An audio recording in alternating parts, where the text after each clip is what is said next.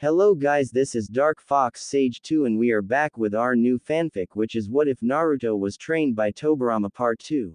And if you enjoy this fanfic, then please press the like button and please subscribe to the channel. It motivates me to upload more fanfic like these for you all. Now let's start the fanfiction.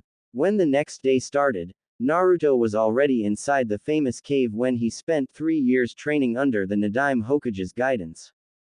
After leaving the barbecue restaurant yesterday, Naruto went straight home in order to check the scroll and figure out a suitable schedule. Senju Tobirama listed a great load of water ninjutsu of all types and uses. Long range, short range, defensive, offensive, supplementary. For now, Naruto had a good arsenal of techniques. He knew one defensive technique, 3 offensive ones and 1 supplementary. The boy smirked at the nostalgic memory of when he learned the Suoro no Jutsu, water prison technique. His petulant self complained about not learning something cooler, so Tobirama used a couple of water whips to silence him. Admittedly, the technique's use was limited. One had to use it in close range and catch the enemy by surprise. Of course, Nadaime taught him ways of using the technique more effectively. The Kage Bunshin could hide and wait for the enemy to pass by his location. The original could even lead him to the position. After looking at the list of water jutsus, Naruto had picked another one to train. He had to meet his team in 3 hours. Therefore, it would be 1 hour of water manipulation practice, followed by half an hour of jutsu practice, followed by 1.5 hours of physical exercise composed of ken and taijutsu. The technique he picked was called Suiten Hahenryu, water release, tearing torrent technique. After reading the description, Naruto realized it had plenty of similarities with one of the water manipulation exercises. The jutsu consisted in gathering water in a spiral, using one's hand. The exercise, he remembered, required him to swirl the already existing water. Now it was all a matter of applying the same concept, but not before manifesting water on his hand.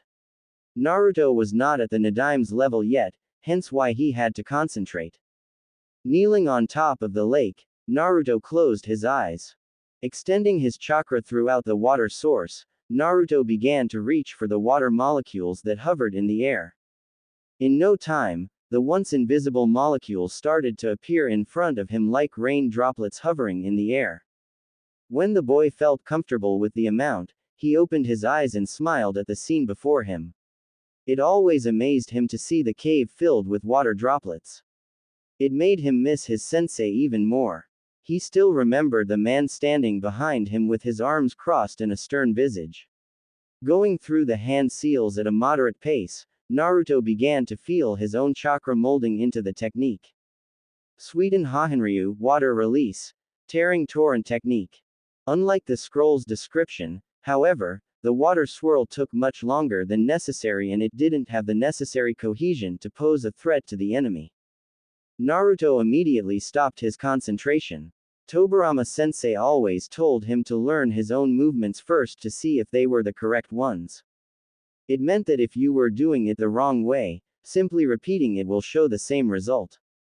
Rather than attempting by trial and error, it was required of the blonde to analyze exactly what went wrong, correct it and try again.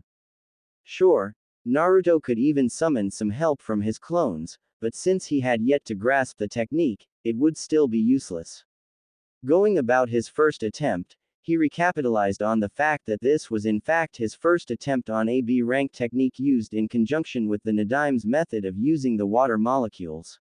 As such, it was extremely difficult to do both at the same time. Deciding to perform the technique using the water inside the cave, Naruto realized it was much easier. It wasn't complete, but it sure was better than the first attempt. His clones certainly could perfect the technique now, while he move on with the physical aspect of his training. Of course, it would be more prudent to learn the technique like the Nadaime did. It would be more useful in the field, considering that he wouldn't need a nearby water source. However, he had enough time to learn it properly. After some stretches, the recently graduated genin went through the katas he learned under Tobirama sensei. He would mix it up with the Shadaime style as per his sensei's instruction.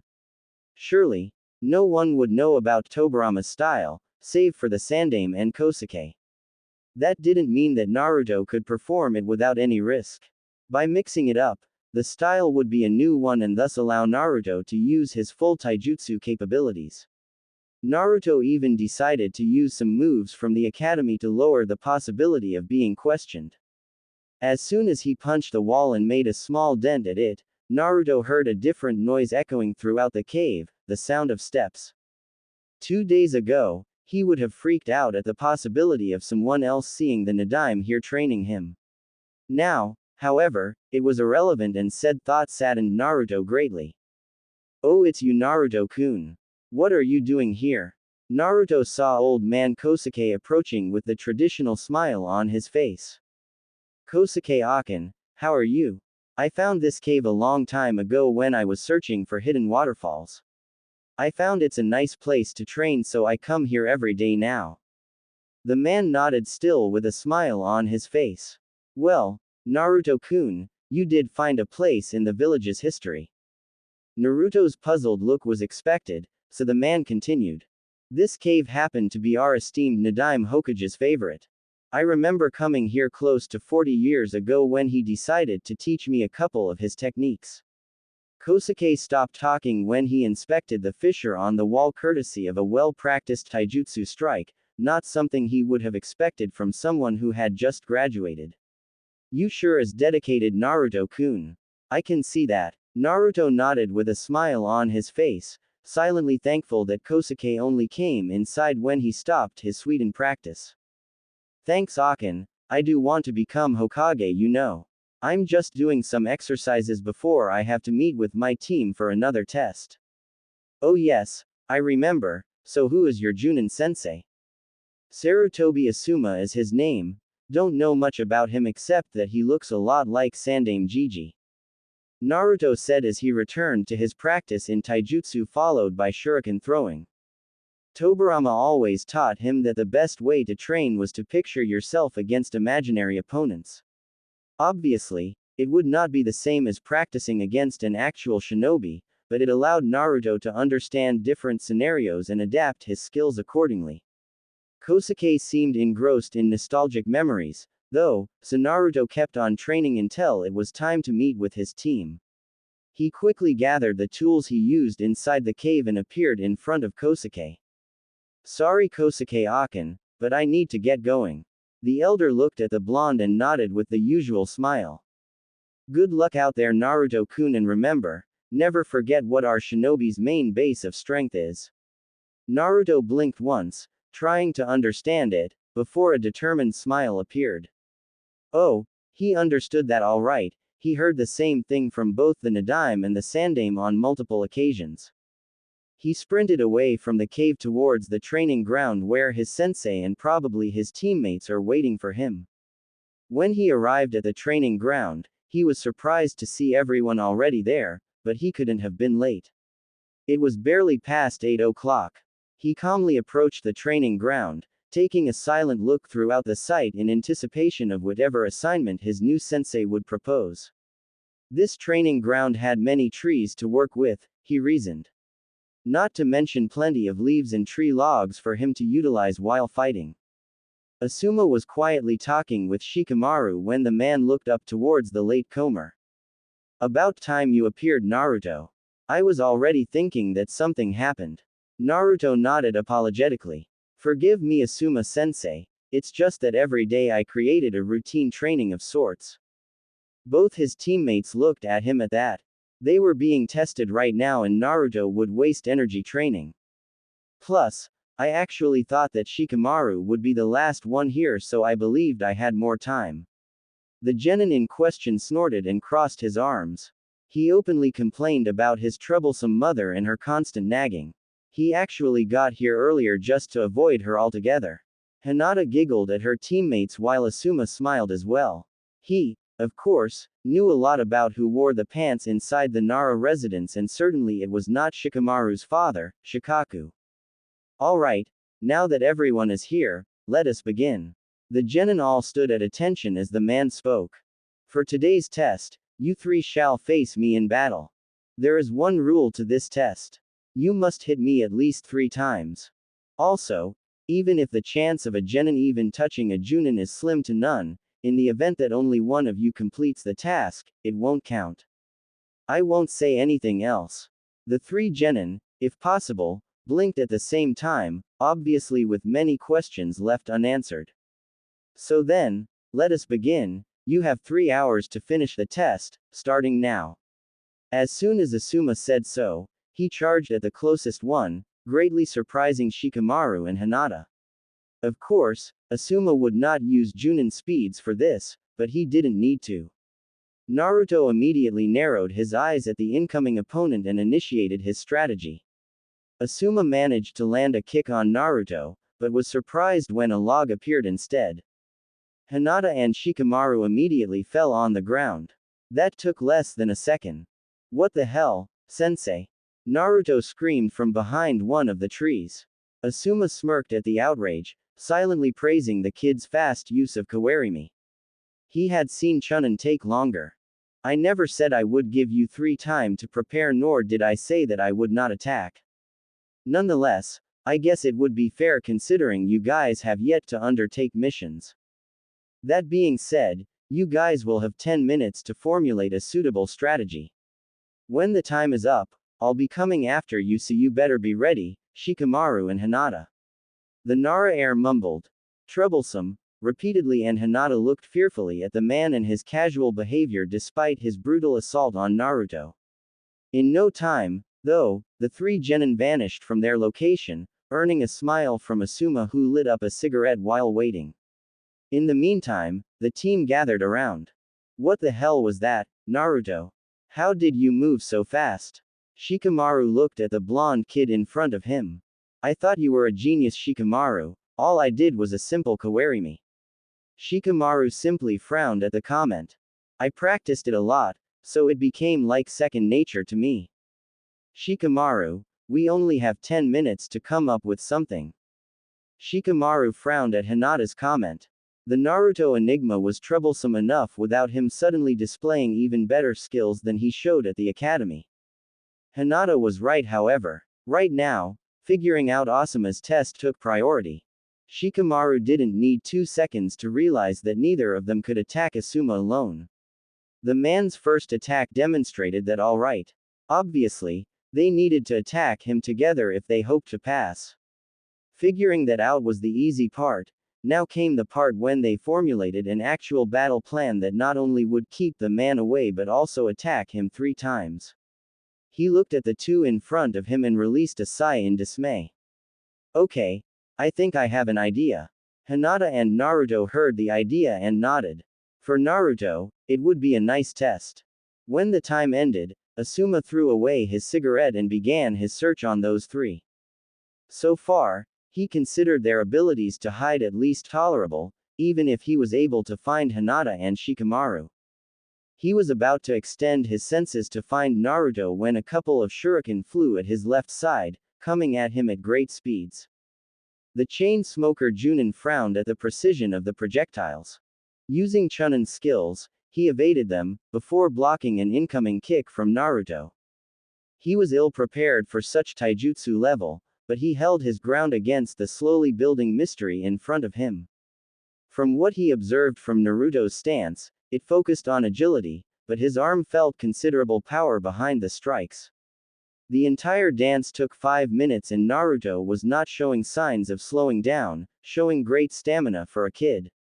Naruto managed to evade an incoming kick and Asuma managed to press on the advantage until he saw a couple of shuriken and kunai come at him from multiple directions.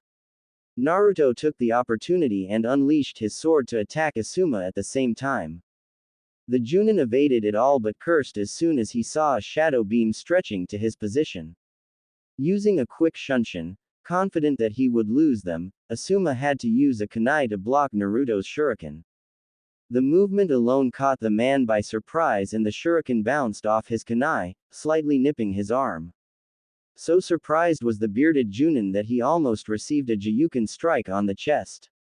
Damn, These kids, Asuma thought with an amused expression on his face at almost getting caught twice in a row and by Green Genin at that. Naruto sure demonstrated skills that did not belong to a genin. Shikamaru certainly was the one who came up with the idea, and Hinata's movements were better than he expected them to be. He guessed it was time to spice things up a bit, he thought. One thing was certain, he was having a good time already. In a different location Different from Naruto's training location, the eternal genin Kosuke took solace in a place where no one would bother him, while he prepared some lunch. The only company he had so far were the trees that the Shadaime first brought to Konoha. Not many in the village knew about this piece of history, he mused. Said man created the entire landscape of the village, but these very trees were rather special. The esteemed Senju Hashirama created these trees as a gift to his wife Uzumaki Mito, upon their marriage. Each of these trees carried the Shadaime's chakra, and every time Kosuke came here, he would remember just what it meant to be on the presence of that man.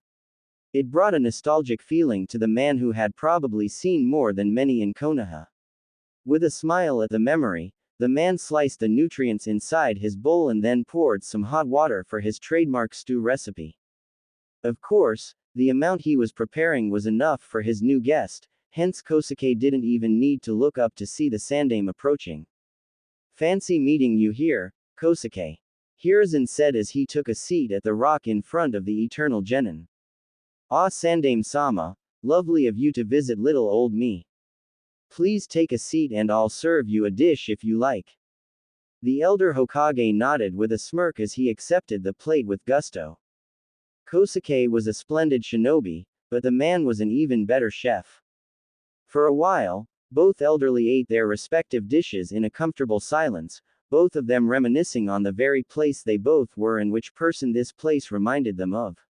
After one repetition, Sandaime returned the dish to Kosuke, thanking for the meal. He calmly watched as Kosuke took the dishes to the nearby stream and washed them clean. After the lunch was finished, Kosuke took a seat in front of the Sandaime for the chat that was soon to follow. I take it, you've been chatting with young Naruto-kun. Kosuke nodded with the trademark smile on his face. Sandaime did have that ball of his after all. Yeah, we had quite the entertaining conversation every now and then. He would ask questions about the past cages and even some missions that I went alongside you in them. I can see the glow in his eyes when I spoke. Sandaime nodded with a smile on his face. It appears, however, that in telling him those stories, I ended up inspiring the kid more than necessary. Every time I saw him, his clothes were ragged and there were a few visible bruises. Well, his growth in the academy is nothing short of surprising, according to his teachers. I even dare say that he even held back. Oh, ever since he improved, his teacher noticed that Naruto would sometimes miss a few shuriken throws on purpose. When he took the genin test, whereas before he managed 6 out of 10 throws, he surprised everyone by hitting 2 more. He couldn't have trained in advance because the last time he practiced was 2 days before the test. Kosuke thought deeply at the revelation. That kid always seemed quite smart, smarter than Kosuke thought he was. So sly of you, Naruto-kun. Sandaime looked at the change of expressions on his old friend's face and frowned. This subject left Hiruzen in great doubt about his grandson figure. Would you know something about it, Kosuke? Well, it may be old school thinking here, but I believe that Naruto's intentions were similar to how you and I grew up, Hiruzen. If he demonstrated everything he can do, then everyone would know that. Perhaps that sly fellow has a few skills that he isn't comfortable in sharing just yet. Who's to say really? Huh.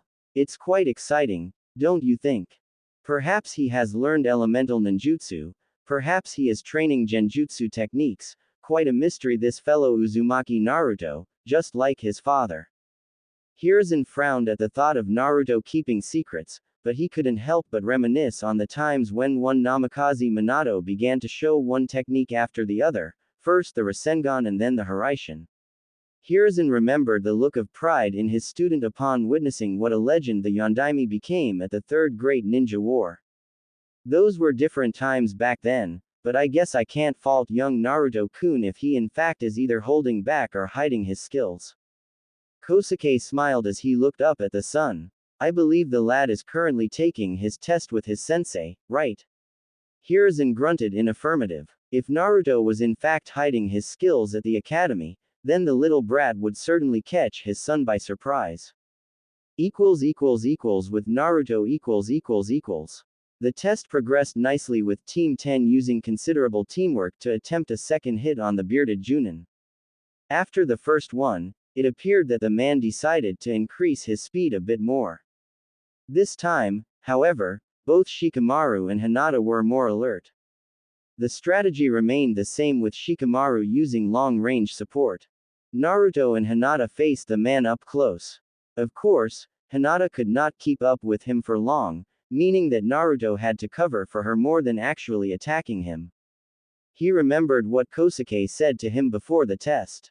A side of him frowned at the prospect of having to protect a teammate instead of fulfilling a goal, but the other side of him remembered the Nadime's teachings followed by a bunch of water whips. Hinata didn't have the same level of training he had, so it was obvious that she would have trouble against Chunin-level speeds. With that in mind, Naruto began to process his strategy based on the moves he could do without Asuma getting suspicious. Aside from the regular 3 ninjutsu, he could only use taijutsu and... yeah, Asuma wouldn't know what hit him. Asuma saw the shadow closing in on him and evaded that, as well as Naruto's coordinated shuriken. He then focused on dodging Hinata's Jiyuken strikes with an amused expression. These three worked well together and he could see that they also had good individual skills. After pushing Hinata back, he looked back in surprise to see two Narutos attacking him at the same time. The surprise lasted only a second, before he simply stood still waiting for the attack to come. As he suspected, both Narutos passed through him, indicating the use of a simple bunshin. The surprise, however, returned when he noticed another Naruto, the real one this time, on the other side of him, with a ninjutsu in his hand about to slice his head off. Asuma cursed at the brat for being caught a second time. He increased his speed and parried the sword strike with one of his trademark trench knives. The noise of weapons clashing echoed in the clearing as Asuma locked weapons with his soon-to-be student. Asuma was not able, however, to block a couple of shuriken that came from his back, forcing him to use a fast kawarimi to escape. Damn it! Troublesome, Naruto heard Shikamaru complain from a nearby bush. The blonde could not help but see humor in the pineapple head's expression when he said that word. There is no need for that, Shikamaru. I will count those as 2 hits, meaning you 3 passed my test. Asuma said coming from another bush nearby. Now gather around for I have a few words of wisdom. Asuma could see 3 different looks. Shikamaru was the most obvious, relief. The man mused that Shikamaru's relief had something to do with his mother. Hinata's look was one of joy. Asuma remembered that he needed to speak to her father about him becoming her Junin sensei. Personally, he cared little for such politics. He knew that it mattered little to Shikamaru's father, but Hyuga Hiyashi was a different story. A powerful shinobi but an even more powerful politician. Finally, yet importantly, he memorized the blonde enigma's expression. His expression hadn't changed much. He could see some hints of determination, but not joy like Hinata or relief like Shikamaru. His dream was to rise through the ranks, he said. Perhaps, he is already looking ahead. Asuma thought as the now Genin said around the big man. Alright, as I said before, you guys are now members of Team 10. You all impressed me with a considerable level of teamwork. Even your individual skills are worth mentioning, which is good since you all just graduated from the academy. For now, we will assume a simple schedule. We will meet here every day at the same time to train. Throughout the fight, I noticed areas you need to improve, so we will focus on that amongst other things, of course. After training, we shall take missions. I am guessing 2 missions per day just to get you all started. All 3 Genins nodded, earning a smile from the bearded Junin. He had a feeling these guys would be an even better team once he had his way with them. Now, All of you are dismissed for today. See you all tomorrow. And Naruto, please stay for a moment. Naruto nodded, saying his goodbyes to a smiling Hinata and a frowning Shikamaru. The Nara heir couldn't help but suspect that something was off with him. Perhaps he could ask his father about it and see what he had to say. Asuma and Naruto now stood alone in the training ground. Naruto, I asked you to stay behind, because unlike Shikamaru and Hinata, you don't have a family to rely on. The saddened look caught the man by surprise, before he realized that he could have rephrased that in a more tactful manner. Sorry about that, it came out wrong. What I meant to say is that when it comes to training, Hinata and Shikamaru will either be training with us or with their clans. You will be training only with me, so I will be focusing more on your skills than them. Also, if you have any doubts about something, feel free to ask me anything, okay? The blonde nodded enthusiastically, before getting up from the ground, dusting his clothes a bit. Okay, Asuma-sensei, I understand. Also, Naruto, from what I have seen from your fight, it's my understanding that you didn't perform like this at the academy, am I right? Naruto scratched his head in embarrassment at being caught. It's not like he used any of the techniques he knew, so Asuma only had seen his taijutsu, kenjutsu and shurikenjutsu. The bearded Junin smiled at his student and nodded. There is nothing wrong in what you did, Naruto. Quite the opposite in fact. Indeed, it is not wise to show everything you can do in a fight, except in cases of life and death. That being said, I do have to ask, are you still hiding your skills? Naruto had talked enough with the Nadaime to know when someone was fishing for information. He knew easily what to do in order to keep his sensei satisfied. Naruto would not tell the whole truth, just a fraction of what he trained in under the Nadaime would be enough for Asuma. Well, I've trained a lot throughout the academy, sensei. I had many problems in controlling my chakra, so aside from what I displayed today, I also have trained a lot in chakra control. I found a scroll in the library detailing some advanced exercises and I learned tree and water walking.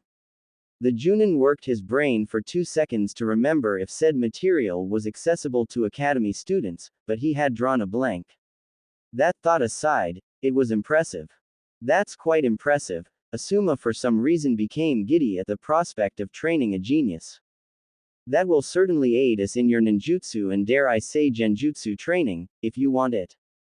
For now, we shall focus on getting you up to speed in taijutsu and kenjutsu. Your moves are solid from what I could see, so we will just keep practicing it. Even if you trained a lot like you said, there is no better training than fighting against real opponents. You'll be sparring with both me and your teammates on a regular basis. I could even get you to spar with others, but we'll cross that bridge later on. Any questions? Naruto simply negated with a smile. Nope. Everything's fine, Asuma-sensei. I have to say, though, I'm quite eager for the missions tomorrow. Asuma smirked at the comment. Naruto's excitement will surely end once he learns what type of missions they will have tomorrow. After saying goodbye to his student, Asuma left in a shunshin towards the Hokage's office in order to report on his team passing, leaving Naruto alone in the clearing. With a smile, Naruto did the same thing towards his own apartment. Today, he figured it was high time he learned a genjutsu technique. To this day, the only aspect he trained in genjutsu is the concept behind both illusion casting and disruption. Nadaime taught him how to manipulate his chakra in order to disrupt the opponent's chakra. He also taught Naruto ways of interpreting and dispelling the illusion. Now, it was up to Naruto to learn the actual techniques. Nadaime's repertoire of genjutsu was rather limited compared to the others. The man may have been an all-around shinobi, but he had the areas he enjoyed focusing on more. Genjutsu was not one of them. At the Hokage's office. All the Junin sensei had just reported on their respective teams. As per usual, the index of graduated students repeated with only 3 teams passing. Team 7, 8 and 10. The rest either were not ready to become genin or did not have the right mentality. The only out of the ordinary event was that one of the three teams were passed by a man to whom people believed would never pass a team. The Hokage believed it would be a good thing that Kakashi became a Junin sensei.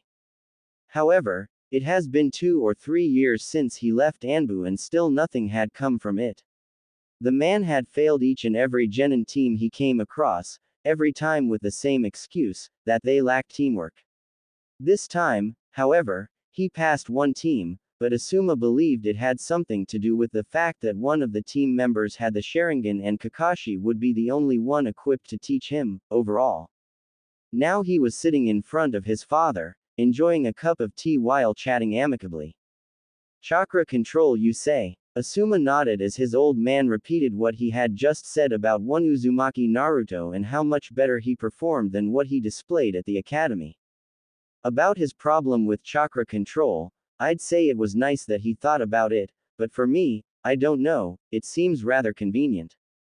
Hiruzen nodded in contemplation. My thoughts exactly. An increase in chakra control sure could have allowed him to fight more efficiently, but no academy student would think that far ahead.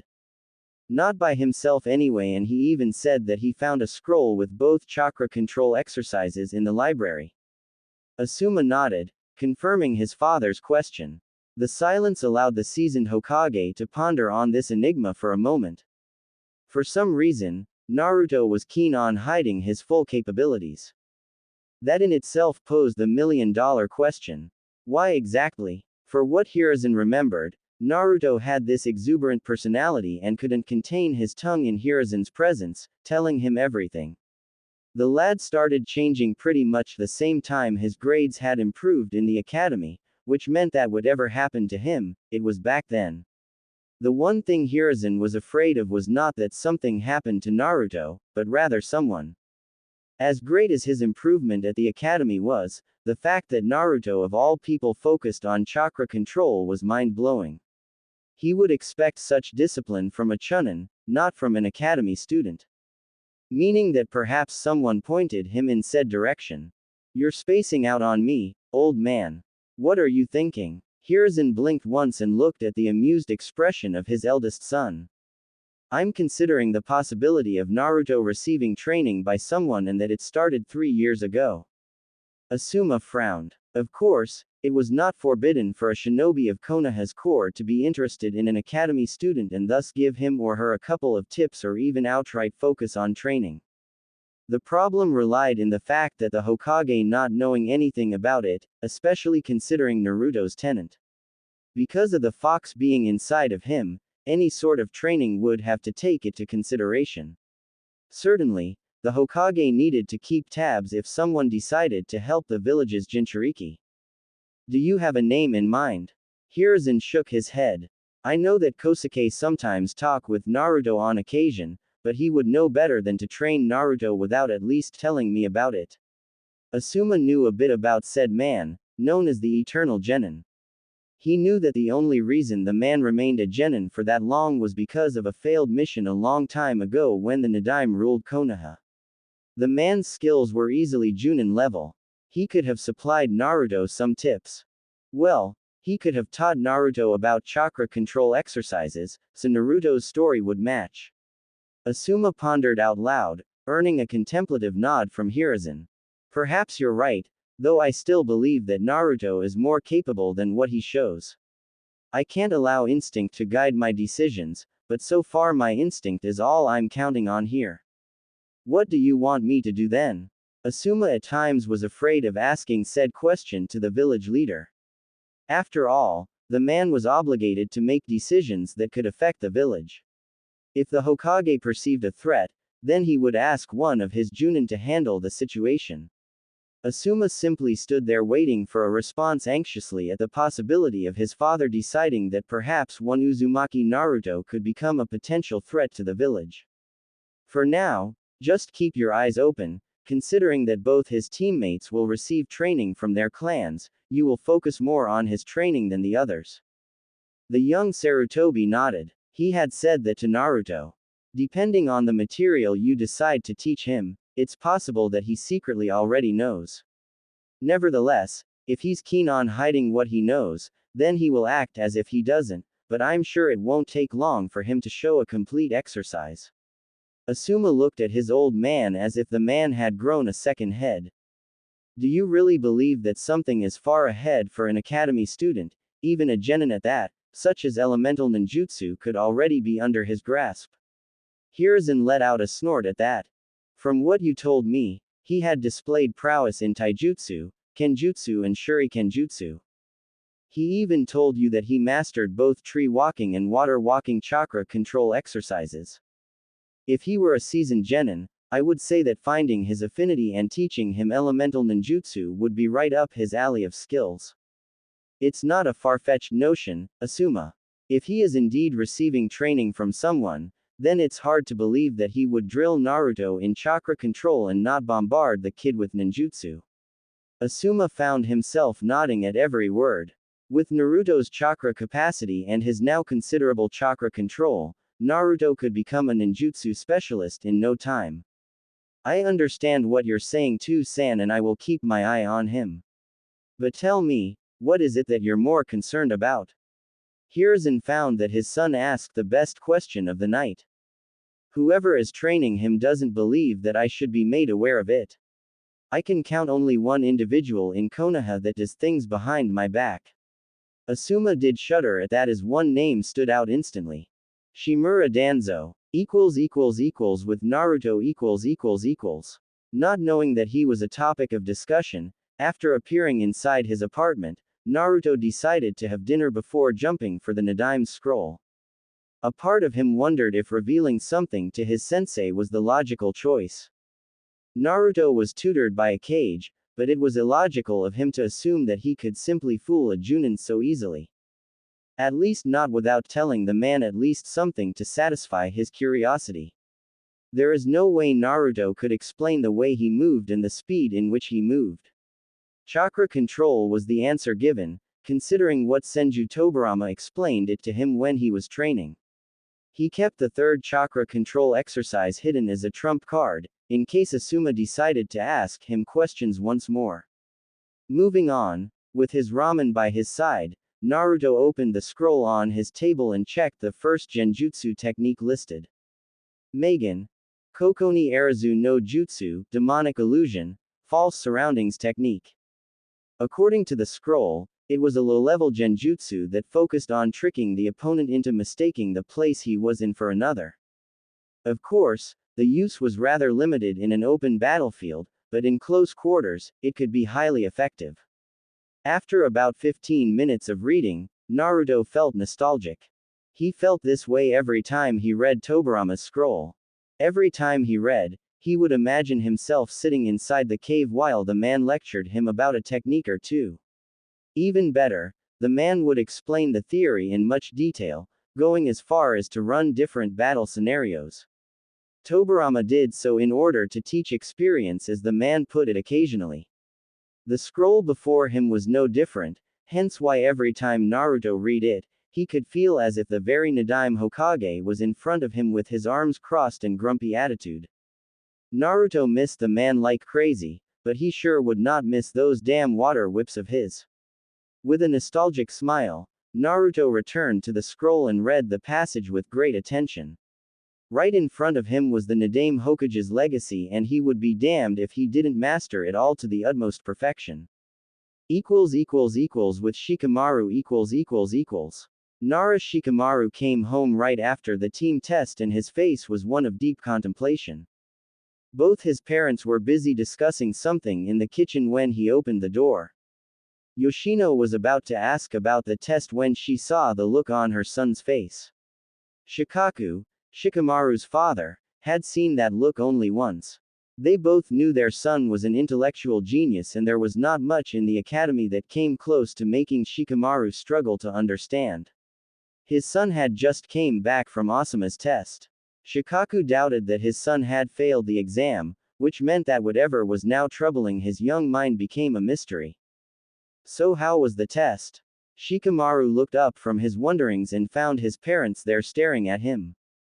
It was the most troublesome experience of my life, that's for sure. Shikaku lifted his eyebrow in question as Shikamaru explained his perplexity, starting from the academy and finishing with the exam.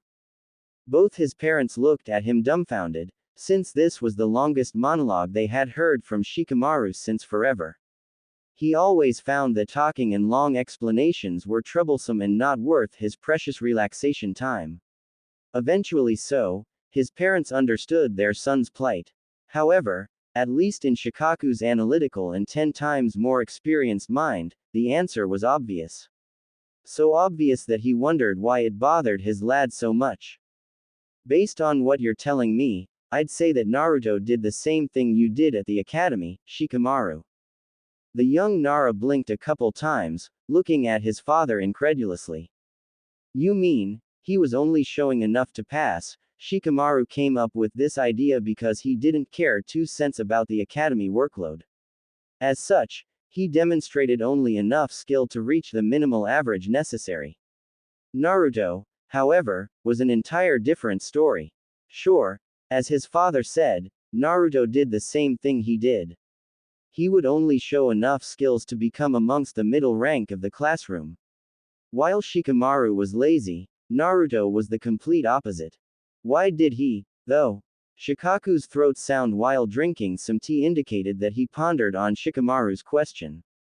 In actuality, the Nara clan always positioned themselves in state of neutrality concerning the village Jinchuriki's status. As such, he would constantly hear 2 parties arguing in council sessions, the Hokage and Shimura Danzo. The latter would constantly undermine Naruto's current skill set and demand Hiruzen to give the Jinchuriki to his care so that he could train Konoha's weapon. The Hokage would have none of it and denied Danzo's request every time. Those discussions ended however as soon as Naruto's surprisingly improved grades reached the council's knowledge. Danzo still wished for Naruto, but his demands diminished with time, until he stopped talking about it. In fact, if Shikaku recalled, the last time it was 6 months ago. Perhaps, he believed that it was wise not showing his full capabilities. I could remember a lot of shinobi in our corps that did the same thing. Hitaki Kakashi and Uchiha Itachi comes to mind. Shikamaru remembered the first name as one of the Junin sensei and the other being the one responsible for the Uchiha genocide. For his father to compare Uzumaki Naruto with those 2, it only helped to increase the troublesome that is his blonde teammate. Whatever, I had enough for today, I'm going to bed. Tomorrow his ninja career will begin and he had a feeling it will be a complete drag. Little did he know about the wonders of D-ranked missions. It was already late in the night when one Uzumaki Naruto opened the door to his apartment, before allowing himself to breathe properly. Switching the lights on, one detail on his person revealed itself. He was severely bruised and every step he took, a slight moan of pain was released. All the genin wanted right now was to crash on his bed as he allowed his high regeneration powers, Kyuubi, to work its magic. The day today started out like any other day for the last 4 weeks after his team passed Asuma Sensei's genin test. His team would meet every day at Training Ground 10. He woke up a couple hours earlier than the meeting date, so that he could get some hidden training done, mostly chakra-intensive exercises like chakra control, ninjutsu and genjutsu. He would leave the physical workout to his team training, since it would be prudent to spar against his team or even Asuma Sensei as opposed to battling his clones the entire time. After a couple spars with the team, Asuma Sensei would take the team to the Hokage's office for a D-ranked mission. When Naruto learned about the nature of those, he became frightened. He allowed his vivid imagination to run its course, picturing how one Nadaime Hokage would react upon hearing about what it entailed. Of course, D-ranked missions, or chores as Naruto preferred to call them, did not exist in war times. Back then, the village earned its money with more hardened missions. Perhaps, the risk-free missions, back then, was to deliver a scroll to another village. After the shock ceased, Team 10 got a respectable rate of 2 D-ranked missions per day. It was actually at Naruto's insistence, because Shikamaru was all in favor of not doing any missions. Naruto even convinced the Hokage into giving him a solo 3rd D-ranked mission, after getting Asuma's approval. He argued that it would benefit his income some, considering that he no longer received any help. In fact, one of his solo D-ranked missions was the reason he was in the state he was upon entering his apartment. Apparently, a civilian wanted to test his fighting skills against a genin shinobi, and Hiruzen saw no harm in giving it to Naruto, considering his taijutsu prowess corroborated by Asuma. Of course, Hiruzen failed to mention that the civilian was actually a retired samurai who abandoned the art of the sword in favor of focusing exclusively in taijutsu. The spar, if Naruto could call it, that lasted about an hour as the opponents traded equal blows with one another. The client of course had strength and experience, whereas Naruto only had agility and the knowledge passed on by the Nadaime. Still, the client applauded the boy for his fighting prowess and promised that he would report it to the Hokage the next day. For Naruto's experience, it was a boon. To his body, however, not so much. Man, I swear that guy has bones of steel. Well, I guess I can skip training tomorrow for a good night's sleep. That was the last sentence he spoke before he passed out on his bed. The next day. Upon feeling the first rays of sunlight on his face, Naruto's eyes slowly opened up. Normally, he would be out of bed long before the sun came up. Come to think of it, this was perhaps the first day since he met with the Nadaime Hokage that he had overslept. The pain from yesterday was now a mere nuisance. The genin got out of bed and went about his morning routine as if he was on vacation. His team normally met in about 2 hours from now, so he could afford to take his time in getting ready. Unfortunately, his body was used to speeding this up, so it took no longer than 20 minutes for him to fulfill his usual routine. That meant that he had a lot of time to kill. What to do, he wondered. He was not a fan of taking leisure walks around the village, nor was he inclined to visit someone. Unfortunately, or fortunately in his mind, both his profession and his hobby were perfectly aligned. He had to keep training in the shinobi arts to improve his skills and rise in the ranks. But he did not mind it, far from it actually. Opening his closet, Naruto grabbed 2 small scrolls and opened them on his kitchen table, one on top of the other forming a cross. Performing a sequence of hand seals, both scrolls came alive, with kanji spreading over the table. Naruto bit his thumb to draw blood and went through hand seals before passing his bleeding thumb on the 2 scrolls, summoning a big blue scroll, Nadaime's legacy. Once opening the big scroll, Naruto scrolled down the taijutsu, ninjutsu and genjutsu section, before going for the other arts that Nadaime dwelled on in his days, namely space-time ninjutsu and fuinjutsu. There were lots of information about one technique called Edo Tensei, but Tobirama strangely wrote only how to release the technique, rather than how to perform it. Naruto knew now that the Nadaime had a reason for everything he did. The description alone indicated that the technique allowed the user to summon the dead. That was enough for the boy to steer clear. Regarding space-time ninjutsu and fuinjutsu, Tobirama had already briefed Naruto that it would take a long time before he would begin to understand the concept. The scroll explained that it would be preferable for Naruto to begin with fuinjutsu first, which would allow him the adequate basis for space-time ninjutsu afterward. Tobirama's trademark ability, beyond his Suiten capabilities, was the technique called Hiraishin, which according to the man, is a space-time ninjutsu used in conjunction with a fuinjutsu formula. All these words caused nothing but headaches to the genin, but Tobirama never expected him to learn space-time ninjutsu at least before becoming a junin. So far, the boy settled for learning beginner fuinjutsu formulas. Storage seals and even explosion seals were amongst his range of knowledge for the moment and would certainly accompany him throughout the genin days. Tobirama spent some time tuning Naruto's calligraphy in one of their sessions together. For the moment, he didn't have money to purchase scrolls. That would have to wait until he performed C-rank missions. Also, Tobirama instructed Naruto to spend some time in the library researching about the theory behind fuinjutsu. Therefore, Naruto expected a few trips to the shinobi library after today's training. Looking at the clock, the boy sealed Tobirama's scroll and left his apartment. Choosing to simply walk towards the location, Naruto wondered about the road ahead of him, regarding the challenges and the expectations placed upon him by the very own Nadaime Hokage. It was one thing when said man was around to guide Naruto throughout the training, but now Naruto had to make do with the knowledge imparted on the scroll.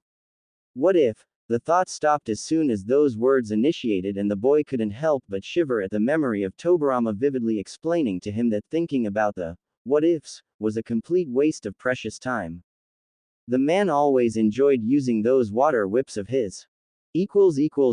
Training ground ===. Arriving on time, Naruto walked straight to his sensei, who was calmly smoking his cigarette with an aloof smile on his face. Ever since they became Team 10, Naruto's relationship with his second sensei slightly improved. The boy enjoyed their training sessions, even if he could not use his full arsenal of skills at the moment.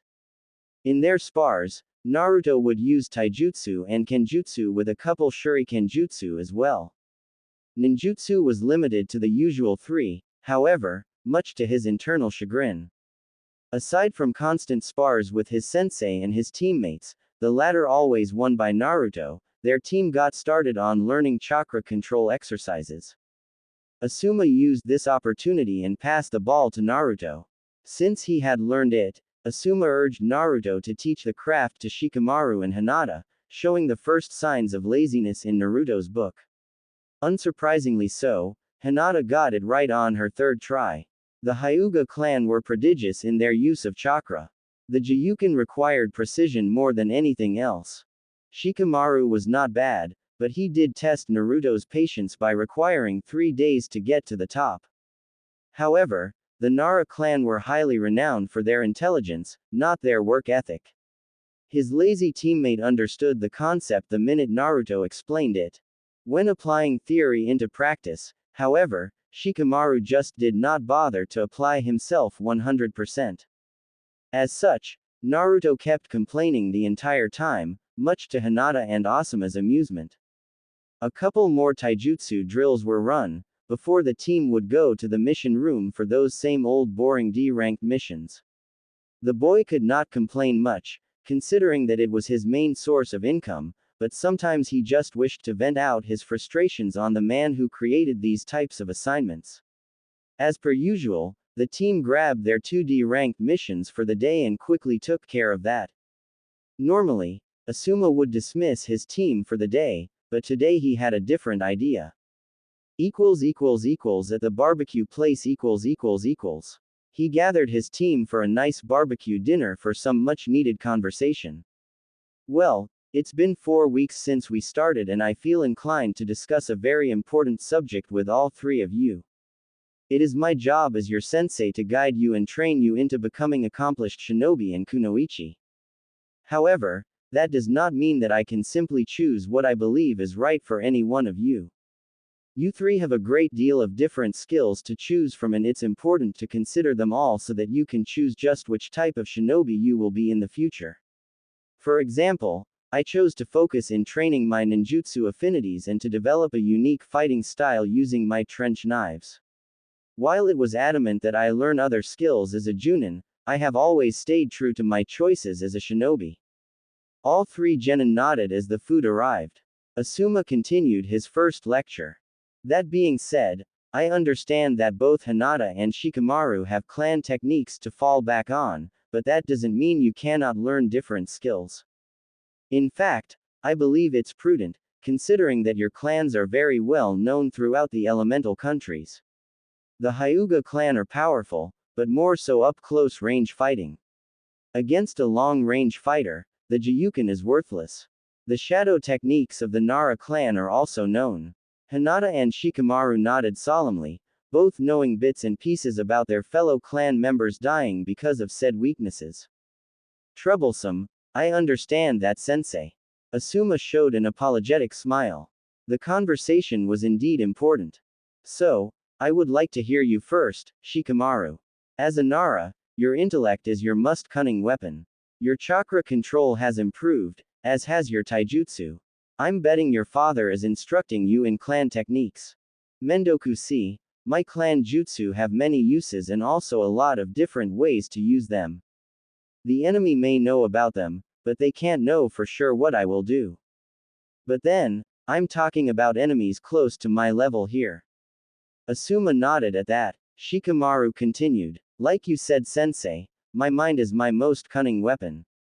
So, I was thinking about skills to complement my clan jutsu, like genjutsu perhaps. Naruto remained quiet throughout the entire ordeal, savoring his meat instead. When he heard Shikamaru's choice, he couldn't help but applaud his choice. Who would have thought that the lazy ass would apply himself with such a demanding art? It required great chakra control, however, above his intellect. Asuma made a thinking noise after hearing the Nara. Genjutsu an interesting choice. You can use your clan techniques as primary offense complemented by illusions. Not bad, I guess I can give you the basics and then perhaps ask a few favors from a specialist. Asuma actually believed it would be better if Shikamaru went for offensive techniques, like taijutsu or even ninjutsu. Then, he flinched at the memory of a rather heated discussion he had with said specialist about the usage of genjutsu. Okay. Good, Hinata, how about you?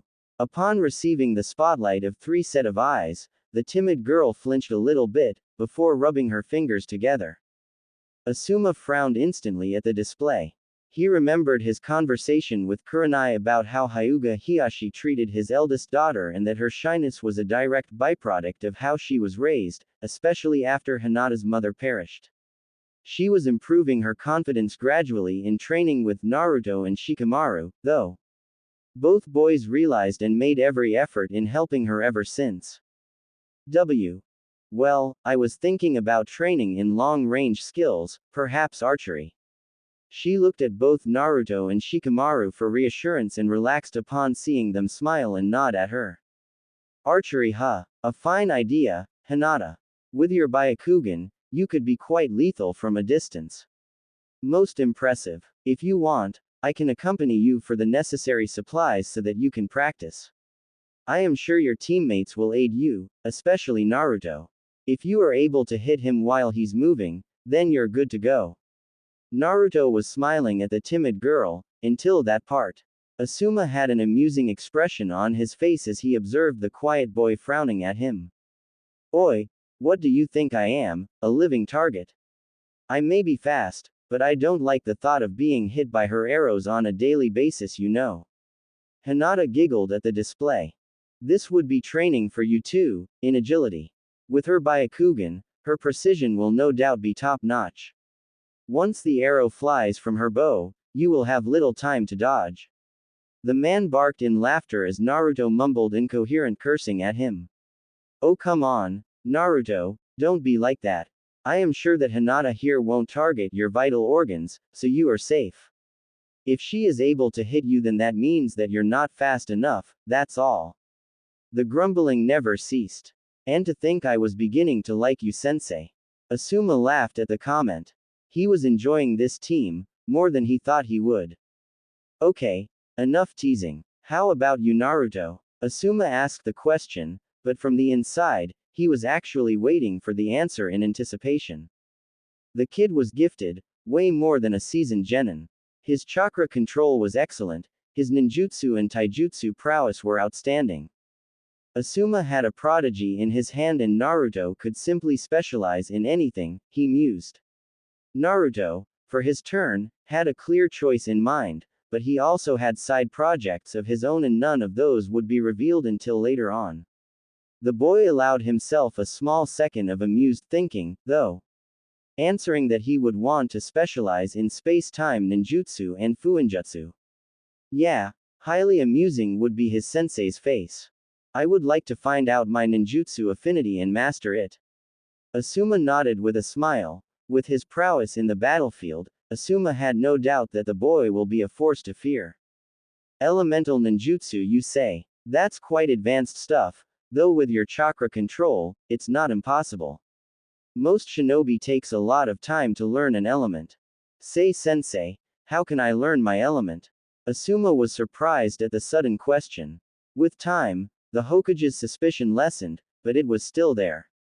Nonetheless, Asuma saw no point in not answering, considering that both Shikamaru and Hinata were also interested. He really wanted his students to learn ninjutsu to fall back on, and this was the perfect opportunity to instill said knowledge in their brains. Who knows, maybe Hinata and Shikamaru would take an interest. There is a special paper to determine one's affinity. Actually, I happen to have it with me. Hinata and Shikamaru, do you also want to know about yours? Depends on the amount of work I have to do. Both Asuma and Hinata had giant water drops on the back of their heads. Naruto almost molded chakra for the water whip after the comment. All you have to do is simply focus your chakra on this piece of paper. I prefer to explain the rest after I see the results. Hinata, you go first. The Hyuga nodded and closed her eyes while holding the paper in her hand. When she opened her eyes, she felt water in her hand. Asuma nodded, but said nothing, urging the lazy genin up next. Shikamaru's paper ignited and turned to ash. Naruto's paper split in two and both halves became moist. Asuma hid his surprise at Naruto's result. His father would like to hear this. Okay. Then, Hinata's affinity is towards water ninjutsu. Shikamaru has fire while Naruto, surprisingly so, has both wind and water affinities. Quite rare for a shinobi to have two affinities, I must say. Naruto showed a surprised face, followed by a happy one, while Hinata complimented him. Asuma allowed for the genin to partake in conversation over their elements, while he pondered on what he had just discovered. His focus was on the Uzumaki enigma instantly. A Junin of his caliber had a lot of experience in knowing when someone is not telling the truth. Naruto's elation, however, at knowing about his elements struck him as quite odd, considering the Hokage's suspicion. If someone was indeed tutoring the boy from the shadows, then no doubt Naruto would have already found his elemental affinity, considering his potential. So, Shikamaru wants to get genjutsu training, Hinata needs help with archery, and Naruto with elemental ninjutsu. I will see if I can pull some strings for genjutsu training. The archery material, I believe, won't be hard to find. I guess that there are at least 2 or 3 stores in Konoha. As for you, Naruto, I'm afraid I'll have to consult with the Hokage first about you learning elemental ninjutsu. The boy did frown, earning an amused smile from the sensei. Elemental ninjutsu's mastery is as hard as it is dangerous, especially if unsupervised. I believe the Hokage will accept it, though, considering who your sensei is. Asuma could not help but inflate his chest in pride at that. What do you mean? The boy felt his hopes of getting wind training draining by the second. He just did not consider that Asuma would need to run by the Hokage first. I'm considered one of the best wind users in all of Konoha, and since you have an affinity for it, there is no one better suited to teach you.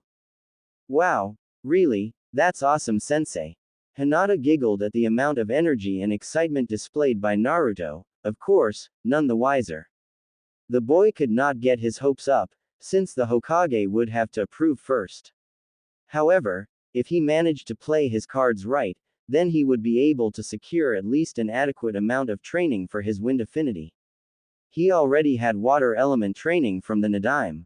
With this, at least in the ninjutsu department, he was all set. Eventually, the team left the restaurant and split towards their respective homes or the Hokage's office. The Hokage's office . Asuma just stared at his father while the old man made humming noises, at the same time as he smoked his tobacco. Asuma wanted nothing more than to know his father's thoughts right away. He admitted into being quite enthused about the prospect of passing his craft to the boy. However, for that to happen, at least right now, he would need the Hokage's consent. In addition, there was the problem of how exactly the boy got so good and without apparent supervision. A slight vein pulsed from his forehead as he could see an amused smirk from his father. You know it irks me when you take this long to answer, right? Yes, well, as per Naruto's situation, it's indeed quite rare for him to have 2 affinities, wind and water. Though I guess it's only natural that he had inherited it from his father and his mother. If I recall, Minato had wind and Kushina had water, though neither of them chose to venture on their affinities. Minato's style was more in fuinjutsu and space-time ninjutsu, while Kushina preferred close-range fighting with her chakra chains. Asuma, what can you tell about his chakra paper? Asuma frowned at the question, knowing all about what his father wanted to know. Indeed, the chakra paper allowed one to discover the elemental affinity. However, when a shinobi possesses a high affinity for an element, the paper behaves slightly different. His wind is the dominant affinity and quite strong one at that. His water element is not a weak affinity, though. Hinata's paper became moist, but the halves of his paper were soaked.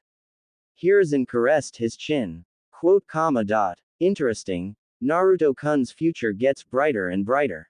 And how he did react to the news. He was excited.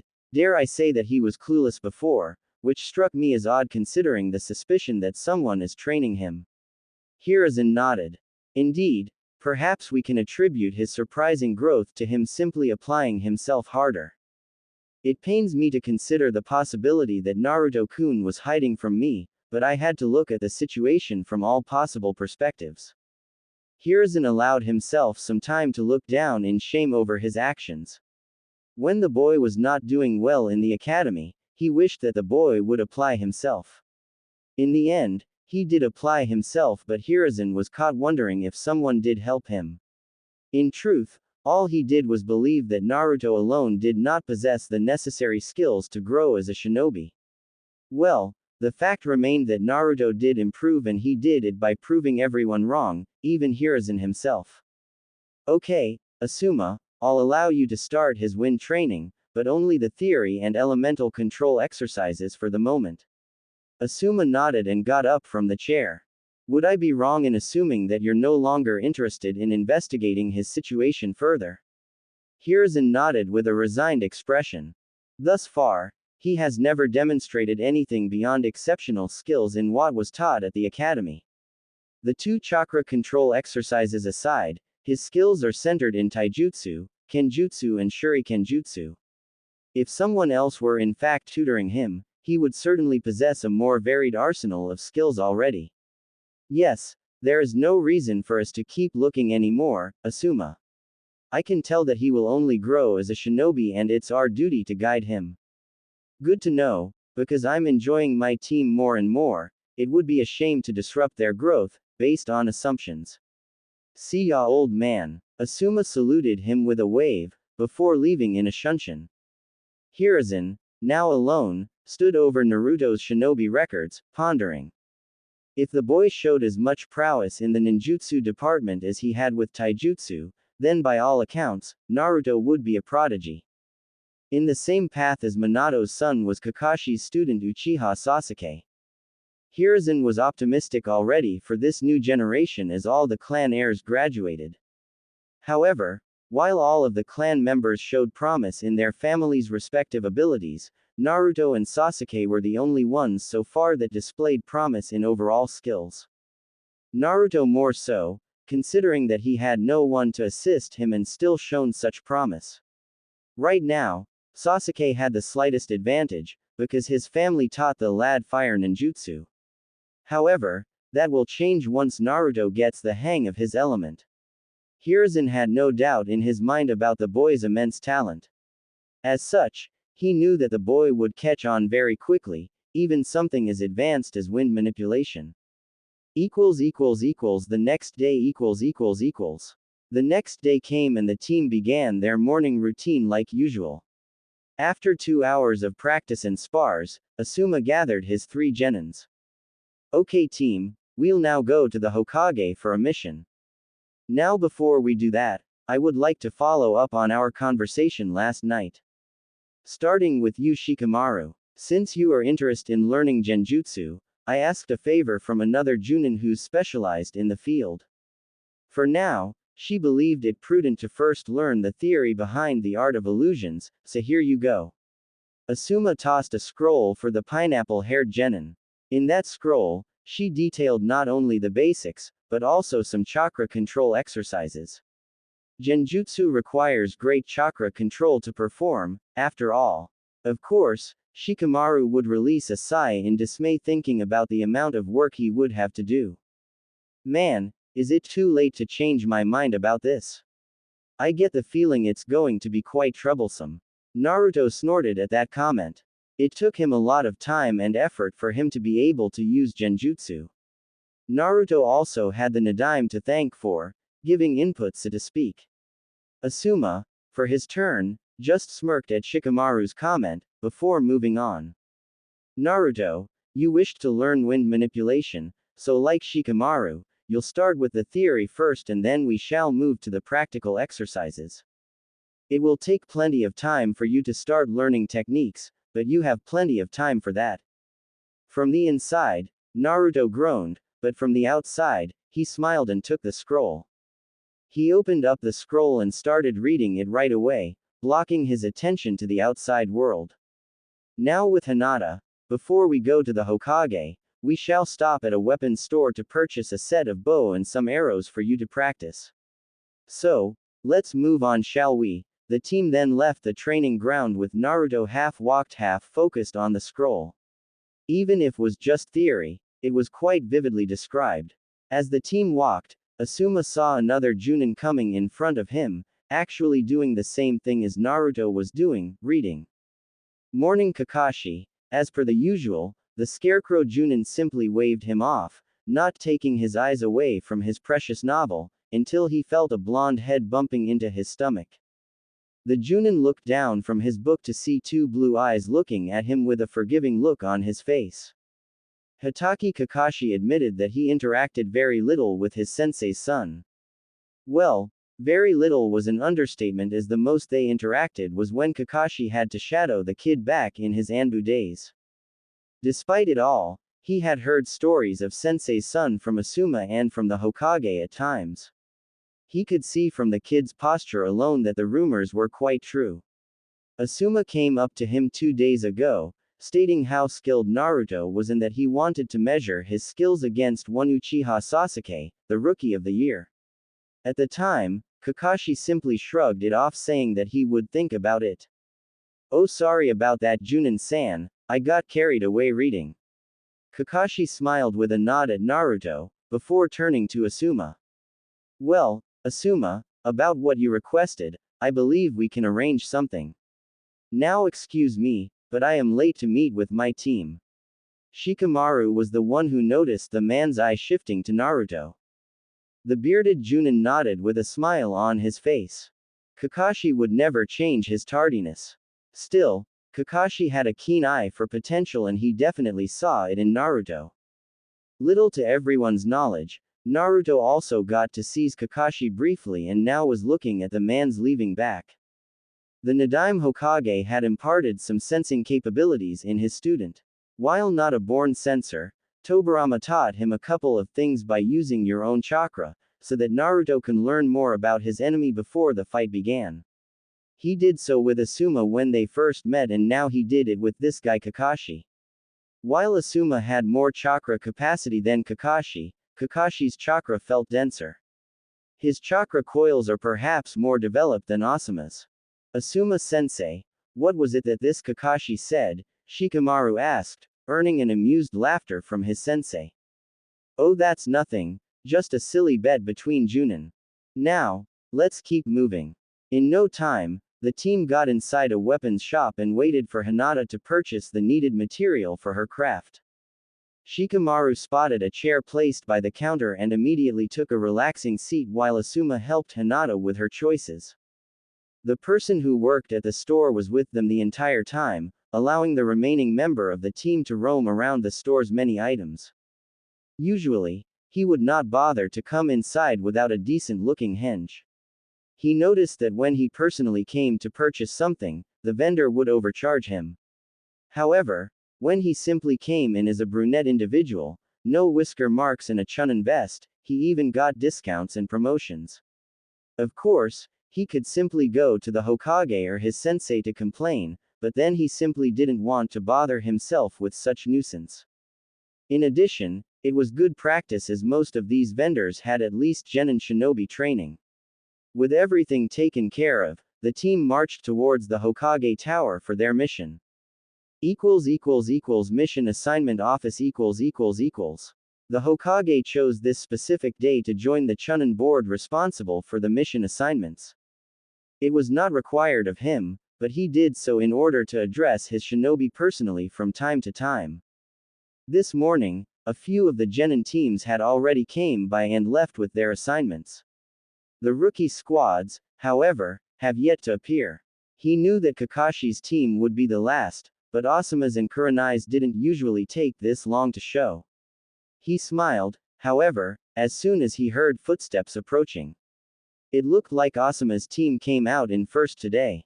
The genin came in front with Asuma in tow as they lined up in front of the Hokage. Team 10 reporting for duty. Asuma proudly announced, earning a nod from the Hokage. Well, I was wondering when you'd appear, Asuma-kun, your team usually comes much sooner.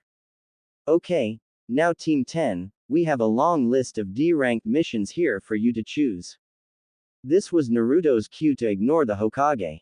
Yes, he wanted nothing more than to complain right now to the old man about these so-called missions. Wastes of time, he considered them with the exception of the one he completed solo. An important part of the Nadime's training was that, although Naruto trained extensively in mastering his skills in combat, he had minimal opportunities to really test himself. Sure, training with his team was nice and all, but he barely worked against his teammates and Asuma would never really push him. He needed opponents, he needed experience above all things. He stopped his wonderings when he heard the 2D ranked missions his sensei selected for the team. Oh, and by the way, Asuma said just as they were about to leave. I believe that my team is ready for C-ranked missions. This took his team by surprise, even Naruto. Yumi no Iruka looked perturbed. Are they now? Well, perhaps tomorrow, we can choose one. Asuma nodded, before leaving the Hokage alone with his two Chunin in attendance. Hokage-sama, is it really wise to send them on C-ranked missions so soon? They graduated last month. The Hokage smiled as he turned to his trusted Chunin. While it's true that they lack experience, it is also true that these three are quite gifted genin. Shikamaru is quite the genius and strategist of the team and Hyuga Hinata has a solid grasp on her Byakugan. Last but certainly not least, Naruto-kun is perhaps the most gifted genin of his generation. According to my son's reports, Naruto ranked very high in pretty much all there is for a fresh genin to know. I am sure that he will reach great heights in his career. That's precisely why I have allowed them to participate in C-ranked missions. Naruto-kun is skilled, but like you said, he lacks experience. You can only improve yourself by facing adversities and coming out on top. Iruka almost felt ashamed after the lecture, but his worry remained. I know that they are gifted, but I can't help but feel it's too soon for them. The Hokage only smirked at the man. He had chosen wisely in placing Iruka at the academy. That goes to show how much you care for your students, Iruka. However, it is now time for them to venture outside the confines of our great walls and meet the world outside. Do not worry, though, I don't plan to send them alone. Team 10 was polite enough about D-ranked missions. Nevertheless, it was quite clear in Naruto's visage that he greatly dislikes the subject. The other teams, however, will be more vocal about it, demanding a C rank. Iruka sighed at being defeated. He knew that Inuzuka Kiba would explode any day now and Uchiha Sasuke as well, demanding tougher assignments. Sometimes, he just wished to place some sense into the Junin's heads for risking his students' lives needlessly. You plan to send 2 teams then? The Hokage nodded, greatly pleased by this young man's intellect. Yes, though I will defer to Kakashi's judgment beforehand. He had a feeling that Kurenai, being a rookie Junin, will be more cautious about taking a C-ranked mission and Kakashi had already talked to him about choosing a more practical approach to his teachings than simply drilling theoretical subjects to his genin. While Hiruzen did not believe in its efficiency, it was still a valid method of teaching and has produced fine results. If memory served him correctly, the Yondaime Hokage opted for this very approach on his own team. The next day. The next day, As expected, both teams stood by the Hokage at the mission office. Well, since both Asuma and Kakashi considered their teams ready for a C-ranked mission, I have decided to accept their suggestion. Each team had their own reactions to the news. Inuzuka Kiba looked at Sasuke and both shared a smile in determination. Sakura looked like she was scared, but tried desperately to hide it. Naruto could see that she took a small step closer to Sasuke, to which he turned his eyes in secret irritation. Shikamaru simply muttered his famous word while Hinata was clearly in doubt of herself, though she smiled when Naruto placed a comforting hand on her shoulder. Her confidence issues sure diminished, but it would take time to vanish completely. After allowing some time, Hiruzen continued. However, instead of issuing a mission to each of the teams, I have decided to send both teams on a single C-ranked mission. The Hokage was about to continue when Kiba voiced his protest. Hey, we don't need these pansies, they will just be slowing us down. The Inuzuka heir was wise enough in suddenly shutting his trap when the Hokage looked sternly at him, followed by a small increase in chakra. Kakashi sighed at his student's outburst and apologized to the Hokage on behalf of the Inuzuka. Of course, not before bonking the fiery kid in the head for his behavior in front of the Hokage. Naruto, for his turn, kept quiet and in awe at the quick but direct method utilized by the Sandaime to instill order. In a way, it reminded him of the Nadaime Hokage when Naruto acted similarly to Kiba just now. Still, Kiba was lucky. Tobirama had no qualms about getting physical, and by physical, he meant water whips. There was one time the man even used a water bullet on him, an incident that Naruto still painfully remembered to this day. It was the day he learned never to piss a cage off. Now, as I was saying, I will send both teams on this C-ranked mission. It consists of protecting a civilian from thieves and bandits as he travels back to his homeland, in Wave Country. Tazuna, please come in. From the door, came in an old man holding an alcohol canteen. Tazuna was a gray-haired bespectacled man with a large beard and dark eyes. He wore a sleeveless versus neck shirt with an obi, pants and a pair of sandals. He also carried a towel around his neck and wore a pointed hat on his head. Kiba had to block his nose at the heavy smell of alcohol that came from this man. Tazuna looked at the two teams with heavy scrutiny and frowned at what he saw. What is the meaning of this, Hokage? I hired shinobi to protect me, not small children barely off their diapers. That blonde shrimp over there, you can't possibly convince me he's a shinobi. Naruto heard snickers obviously coming from Kiba. While his height wasn't saying much, the old man, their client, was pushing. Now, Naruto could think of many things to do in order to prove that he is a shinobi. Of course, many of the possibilities included skills that he just could not reveal yet. That said, he had settled for something more subtle. With a slight flick of his wrist, earning narrowed eyes from those who managed to follow his movements, a kunai traveled fast to the canteen that the client was holding. In less than a second, the kunai went straight through the canteen, splashing all the alcohol at the old man's instantly sobered expression. Kiba had the decency to fall on his butt on the floor as the kunai passed mere inches from his nose. Sasuke looked at the blonde in alarm, not remembering him being that good before. Shikamaru, for his turn, simply sighed in dismay while Hinata covered her mouth in surprise. Apparently, Naruto didn't like being bullied based on appearance alone. It matters little whether you believe I'm a shinobi or not, in the end, all it takes is that kunai going straight at your neck. Asuma simply scratched his head in embarrassment for his genin. Ah, Naruto, we can't attack the clients, you know. He was used to seeing such speeds in their spars, unlike Kakashi and the Hokage who bore first witness to the kid's skill. Naruto settled for a smirk, but bowed towards the client. My apologies for attacking you, Tazuna-san. I just felt the need to convince you that I'm more than ready to protect you against thieves and bandits. The client hesitantly nodded, though he felt like the kid was placing a knife inches from his neck. The Hokage, taking control of the situation, cleared his throat and addressed the two teams.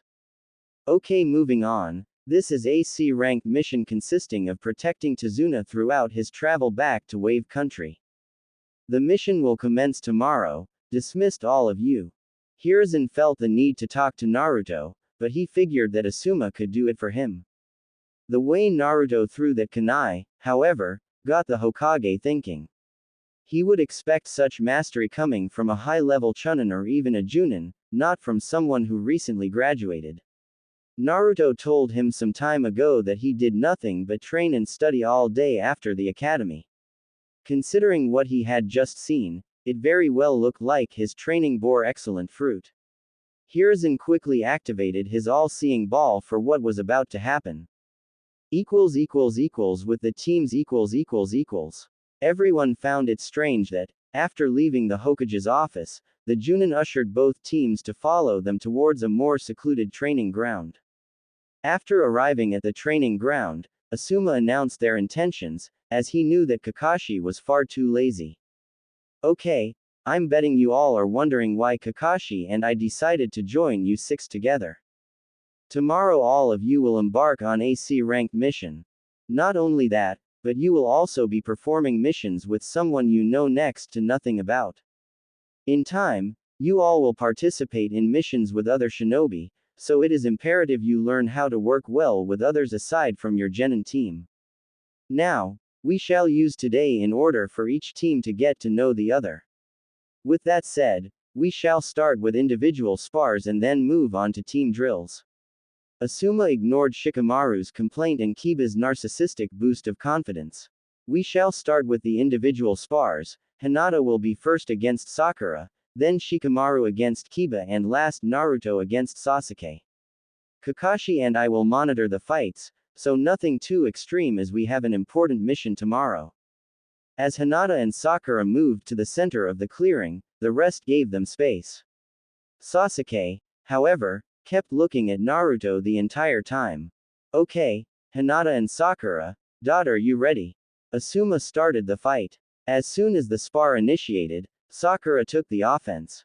She remembered how timid and shy Hinata was at the academy and knew that she had a shot to show to Sasuke how great she was.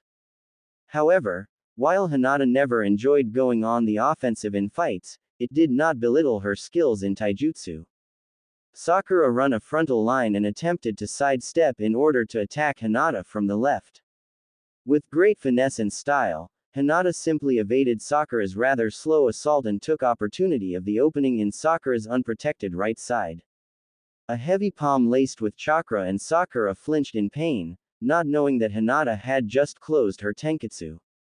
Sakura tried to stand and give more of a fight, but she just could not control her chakra, in order to use the Academy 3 ninjutsu she knew. Another frail attempt at taijutsu failed, with Hinata hitting the stomach this time, thus ending the spar rather quickly. Hey, are you okay, Sakura? Hinata opened her tenketsu and got her up, earning a pained smile from Sakura.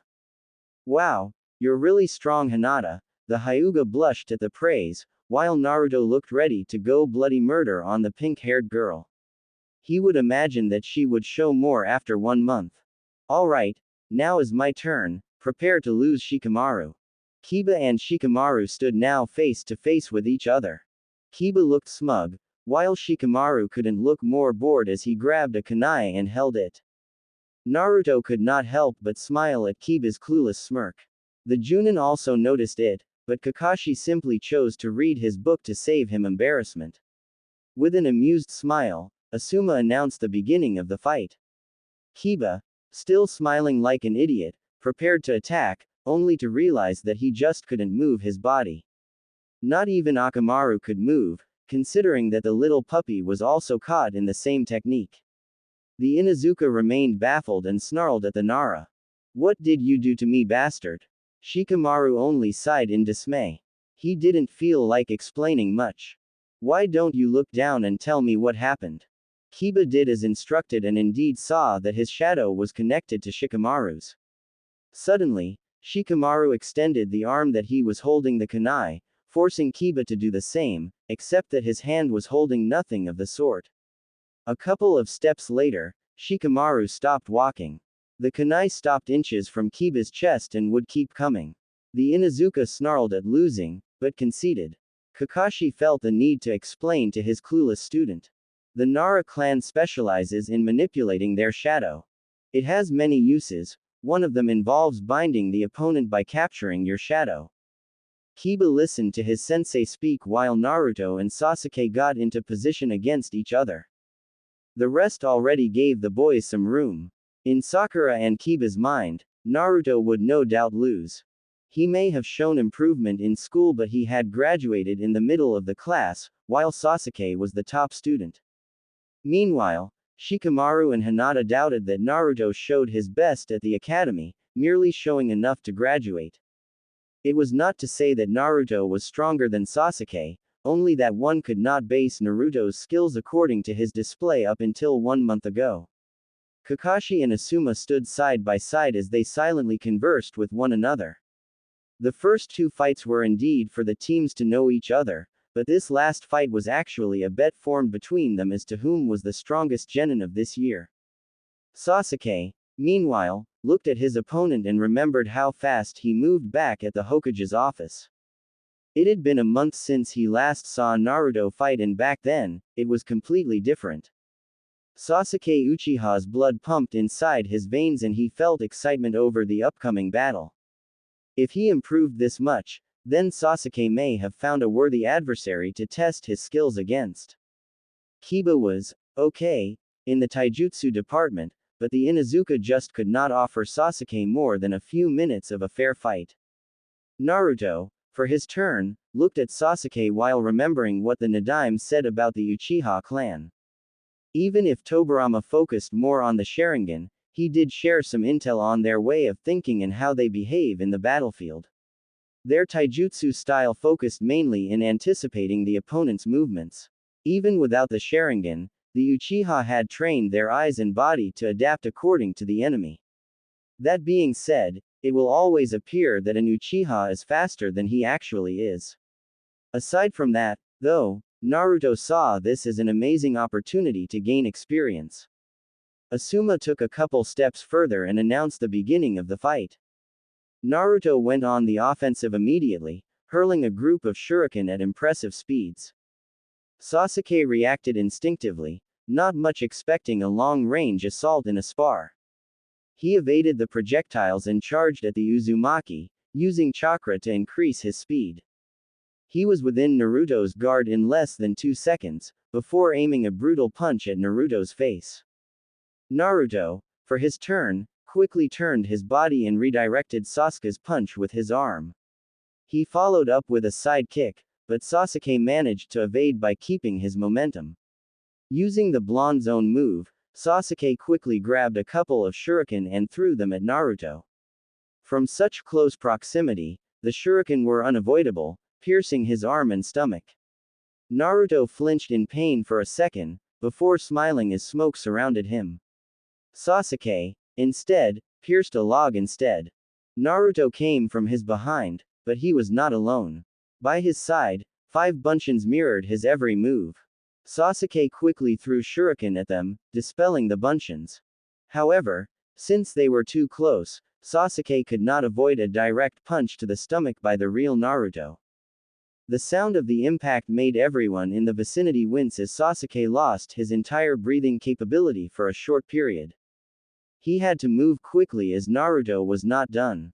Jumping back a few times, he managed to create a distance to breathe again.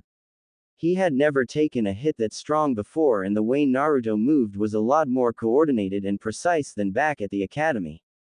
Getting a new resolve, the Uchiha charged once more and started a close-range fight with Naruto, neither showing dominance over the other. Their movements were fast, faster than genin level easily. The spectators, at least the genin, were surprised or in Kiba's case, speechless. He could barely follow those movements. Sakura simply stopped trying altogether. Indeed, Naruto is quite skilled, as you said, Asuma. The bearded Junin smiled while lighting up a cigarette. So is Sasuke, but Naruto normally moves faster. Remember that he has complete mastery of his chakra, but so far he is not using it to fight Sasuke. Kakashi looked at Asuma from the corner of his eyes and focused on his old sensei's son, and indeed Asuma was right. Back to the fight, Sasuke found that, at each passing second, that Naruto was slowly but surely increasing his pace as well as the strength behind the blows. To compensate, Sasuke focused more chakra into his limbs, but he could feel his capacity diminishing, whereas Naruto barely looked fazed. One aspect of the Uchiha's rules of combat is observation. Sasuke had to be observant in order to capture the minuscule details during a fight. That was why he was surprised upon seeing Naruto's facial expression during their fight. Usually, he appeared more carefree, as if the entire world couldn't faze him. Now, though, it was the complete opposite. He looked completely and utterly focused on the battle. His eyes locked onto Sasuke's body movement. Sasuke flinched when Naruto's kick came up too fast for him to evade, forcing Sasuke to block it with his arms. The power behind the strike was too much for his arm to handle. Naruto wasn't deterred and quickly flipped to Sasuke's exposed side, stopping his sword inches from piercing Sasuke's kidney. Even if this was just a spar, this was the first time, since that fateful day, that Sasuke had felt like he was going to die. Surely, had Naruto been an enemy, he would be. It was a clean victory from Naruto, according to Asuma. Naruto had already displayed such tenacity while fighting him, so he was not surprised. The others, however, could only gawk at the display. Kiba felt so out of place right now and couldn't come with a proper retort. Congratulations, Sasuke, it seems you managed to awaken it. Both Kakashi and Sasuke were greatly surprised at what Naruto just said. The blonde smiled and placed his sword in front of Sasuke's eyes. Sasuke gasped upon seeing that his eyes were now red with a single tome in each eye. One fight with this guy and Sasuke already activated his Sharingan. Granted that Sasuke had yet to use any ninjutsu, but from what he had witnessed, Naruto would not be fazed by the techniques he knew. Right now, his Uchiha blood was pumping like crazy and his heart beating faster than ever. He vowed to kill his brother, and Naruto will be the one to aid him in reaching Itachi's level. Naruto woke up the next day, ready for his first C-rank mission. He had bought many blank scroll and created storage scrolls for himself, as he knew the difference of price between a blank scroll and a storage scroll was quite high, more so for him as he has no source of income other than his mission pay, which right now consisted only of D-rank missions. He had packed 10 changes of clothes, extra kunai, shuriken, smoke bomb, soldier pills and ration bars. He got all of this by abusing the discount and promotion cards he got when he hanged into Chunin to buy his ninja tools. While many people would tell him that he was being overly paranoid and this much preparation was not needed for a simple C-rank mission, but the Nadaime had drilled into his student's head that every mission outside of boundaries of Konoha had the potential to go south no matter the rank. Naruto was also thinking about the spar he had yesterday with Sasuke. Since he activated his Sharingan, there was a change in his attitude. When Naruto had told Tobirama the story that was revolving around about the Uchiha clan massacre, how the Uchiha prodigy Itachi Uchiha went insane due to pressure put on him by the clan and killed them all, only leaving his younger brother alive, Tobirama did not believe it for 1 second. Naruto also observed that Sandaime Jiji looked guilty for quite a time after this incident. This just confirmed Tobirama's theory that Hiruzen and other in Konoha higher-ups were involved in this. Of course he did not tell his pupil this, but told him to be wary of Sasuke. Nadaime, contrary to popular belief, did not hate the Uchiha clan, but he was just wary of them as they valued love above everything, whether be it for parents, siblings, lover or friend, but when they lost that person, the love was replaced by hatred, and it only increased when they awakened their Sharingan. But he also told Naruto that they were members of the clan who overcame this curse like his own subordinate Kagami Uchiha.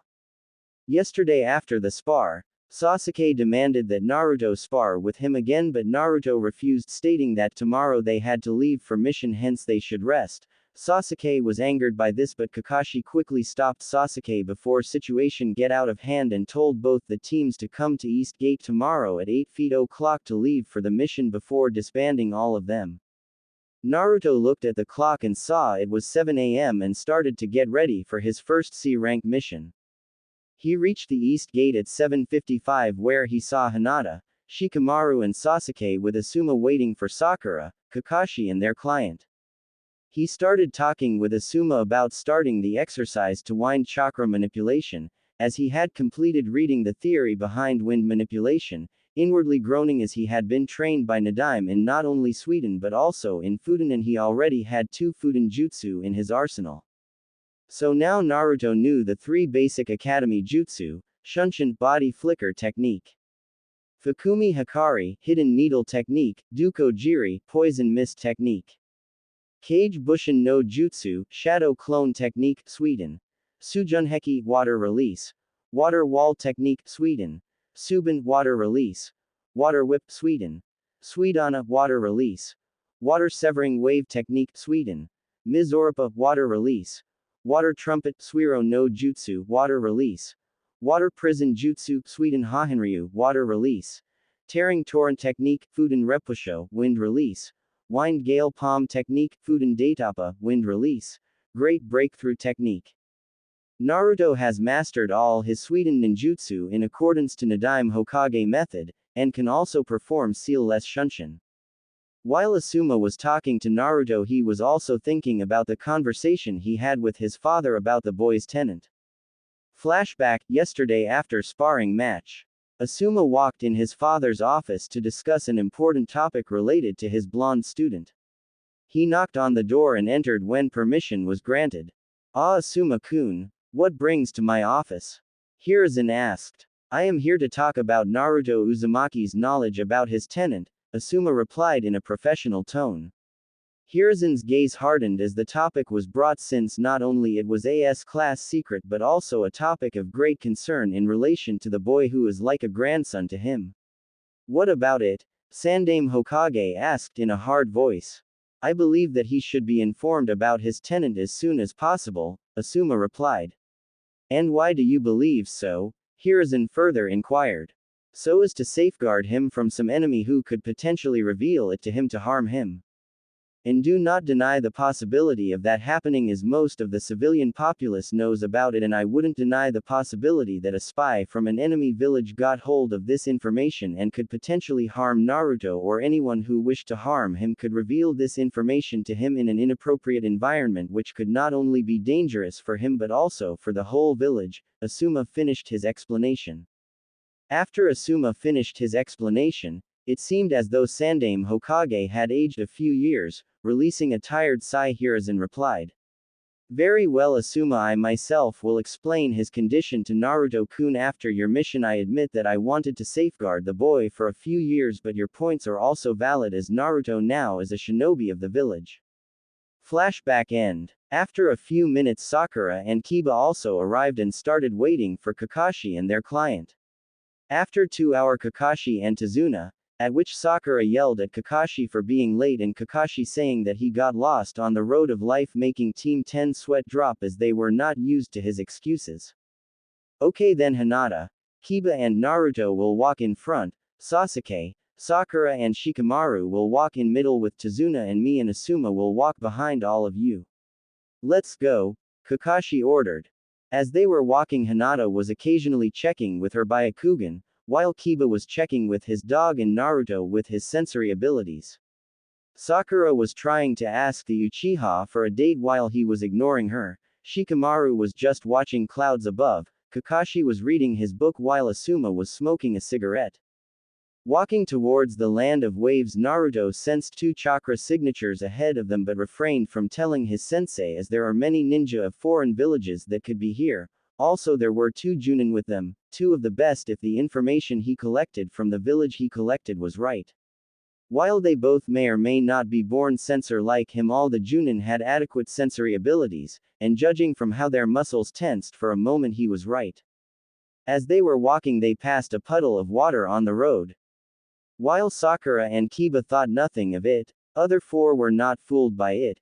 Hinata due to her Byakugan, Shikamaru due to his sharp mind, Sasuke due to his Sharingan, and Naruto due to his sensory abilities. Since neither of the 2 Junin did anything, The genin also did not do anything, but Naruto did let some shuriken drop near the puddle, which was ignored by everyone else but earned narrowed eyes from Shikamaru, Asuma and Kakashi.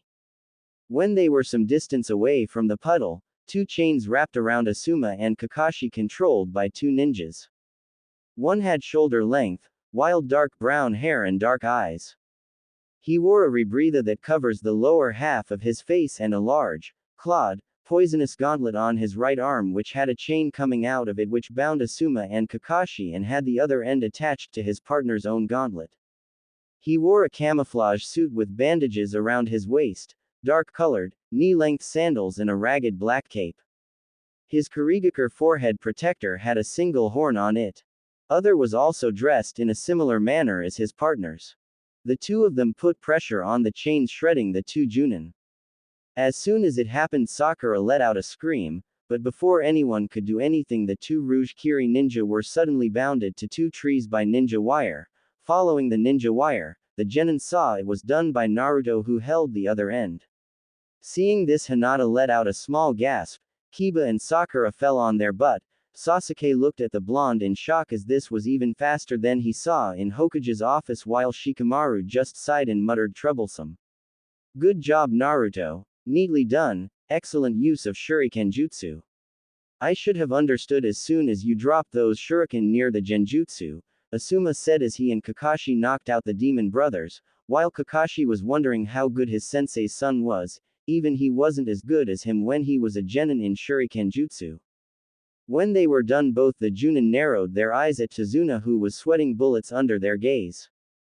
Now Tazuna-san, can you explain why 2B rank missing nin were after you? Asked Kakashi with a slight edge in his voice. Tazuna then explained how Gato of the Gato Shipping Company had drained the economy of Wave and how he was building a bridge which would connect the Land of Waves and Land of Fire, and will free Wave from Gato's hand, and how he didn't have enough money to pay for a higher ranked mission. As he finished, Kakashi and Asuma were thinking when they finally asked the genin about it. Kiba and Sasuke were quick to say that they should continue with their mission. Sakura was quick to agree with her. Sasuke-kun, Kiba wanted to continue to save the people of Wave, while Sasuke wanted to test his power by fighting more powerful opponents. Naruto was thinking about it. He wanted nothing more than to help the people of Wave, but Nadaime Hokage always said to keep emotions out of a mission and analyze a situation logically. Shikamaru was also thinking hard about this situation, while Hinata was looking towards her two teammates.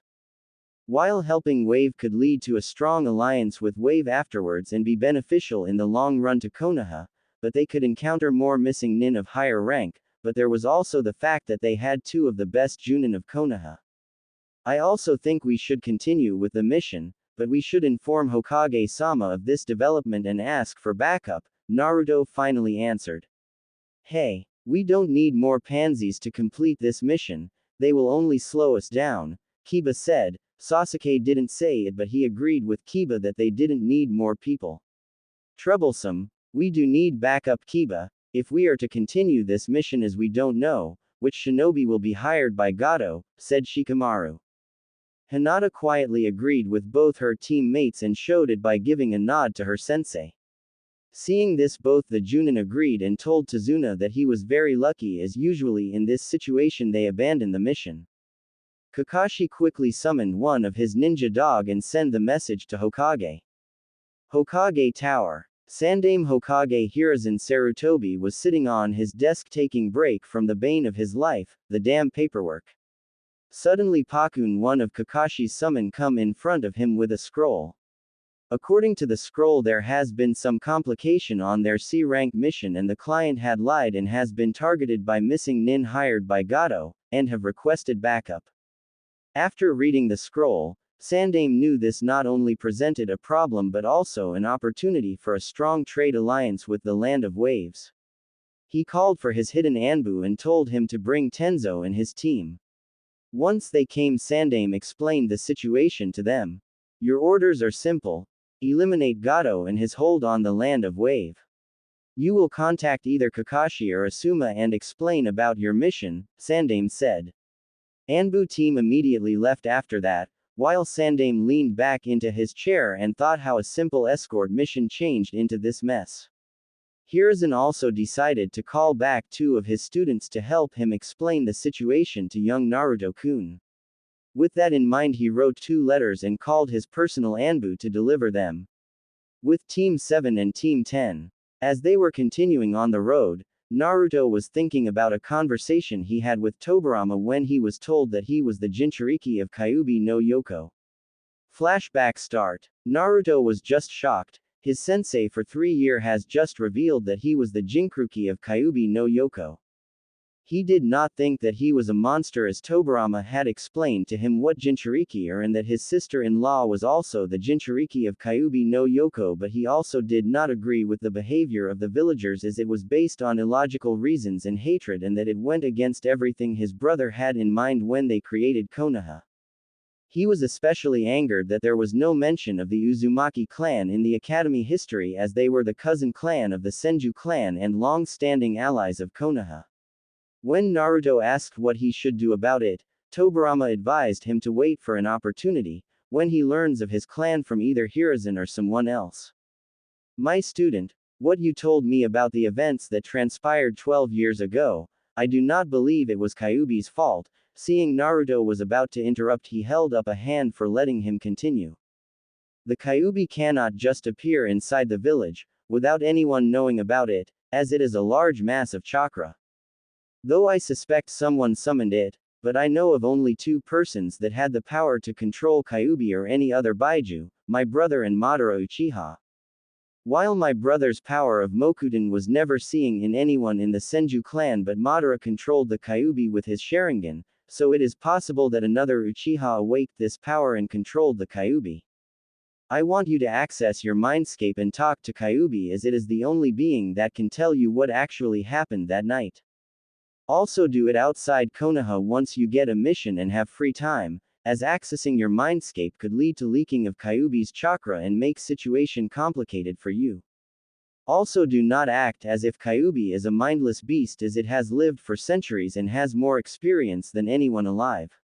Also, once you learn of your clan from an outside source, you according to the clan charter should have access to the Senju library, where you will find a stone tablet left to both the Uzumaki and Senju clan by our ancestor, and its content can be unlocked by either Senju or Uzumaki blood. Read that tablet and learn about your ancestors.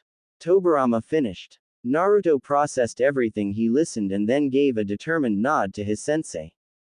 Flashback end. Naruto knew that this mission provided him with a good opportunity to access his mindscape.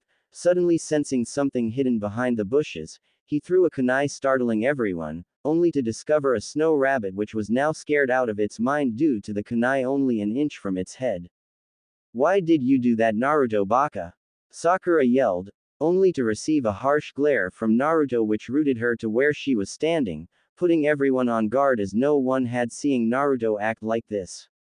Kakashi suddenly told everyone to duck as a giant sword spun past them, nearly killing them all. The sword embedded itself in a tree, and a missing nin from Kurigakure jumped onto its handle, intent on killing Tazuna. Zabuza Momochi, demon of the hidden mist, Kakashi said, to the missing nin. Zabuza was a tall and noticeably muscular man with light grayish skin, short spiky black hair, dark brown eyes, and small eyebrows. He was wearing bandages like a mask over the bottom half of his face. He wore his forehead protector sideways on his head, while he was shirtless with his chest only covered by a belt to which he attached his kubikiribocho, wearing baggy pants with a striped pattern typical of Kurigakure and mimetic wrist warmers extending up to his elbows, with matching leg warmers. Kakashi of the Sharingan and Asuma Sarutobi, son of the Sandaime Hokage. I would like you both to move yourself and your team, as I have to kill that bridge builder. Zabuza said. I am afraid we can't do that, as it is our mission to protect the bridge builder, Kakashi said while unveiling his Sharingan, and Asuma pulled out his trench knives while channeling his wind chakra through them and signaling both the teams to protect Tazuna. As they were about to begin, Naruto suddenly vanished into the trees, shocking everyone. Zabuza was first to get out of his shock, by doing seal's ox right pointing arrow snake right pointing arrow ram. Sweden. Kurigakure no Jutsu, water release. Hiding in mist technique, Zabuza shouted as the whole area was surrounded in mist.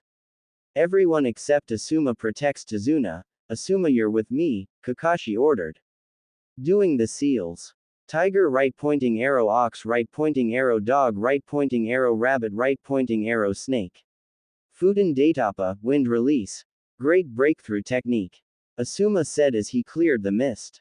Zabuza, seeing that his hidden mist jutsu is not going to work, engaged the two Junin into close range combat.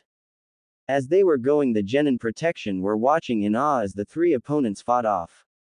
Seeing that he was being overpowered by the two Junin, he thought of escape but was thinking where the hell his partner is.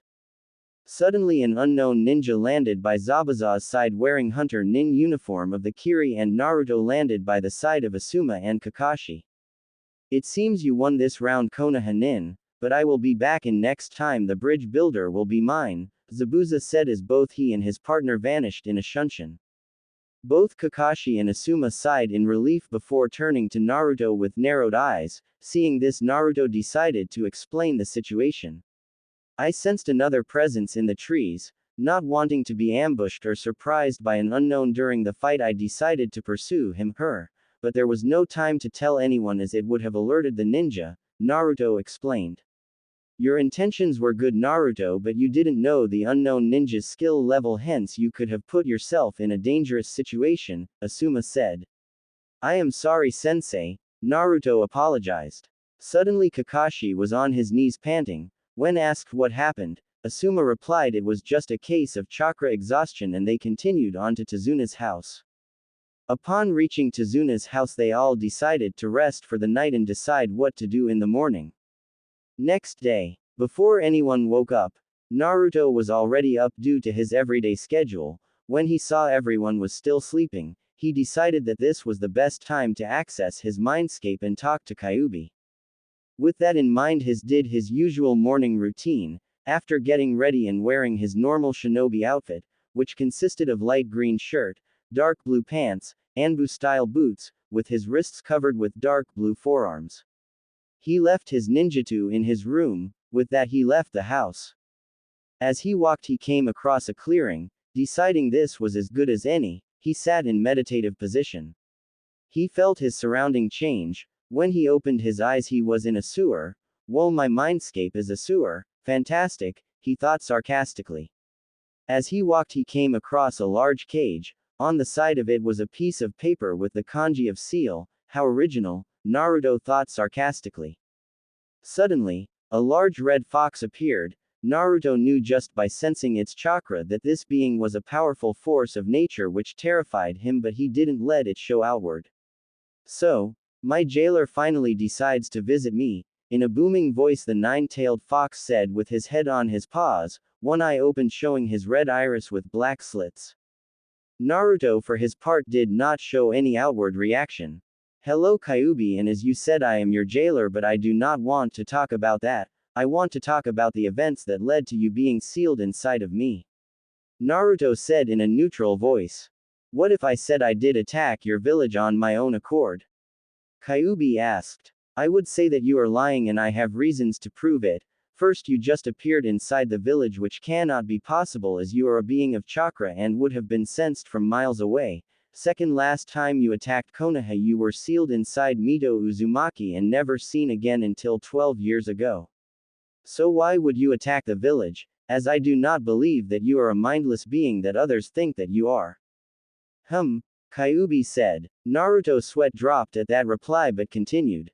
So are you going to tell me what exactly happened on the night you attacked? So the Kyuubi told him how he was in the seal of his Jinchuriki.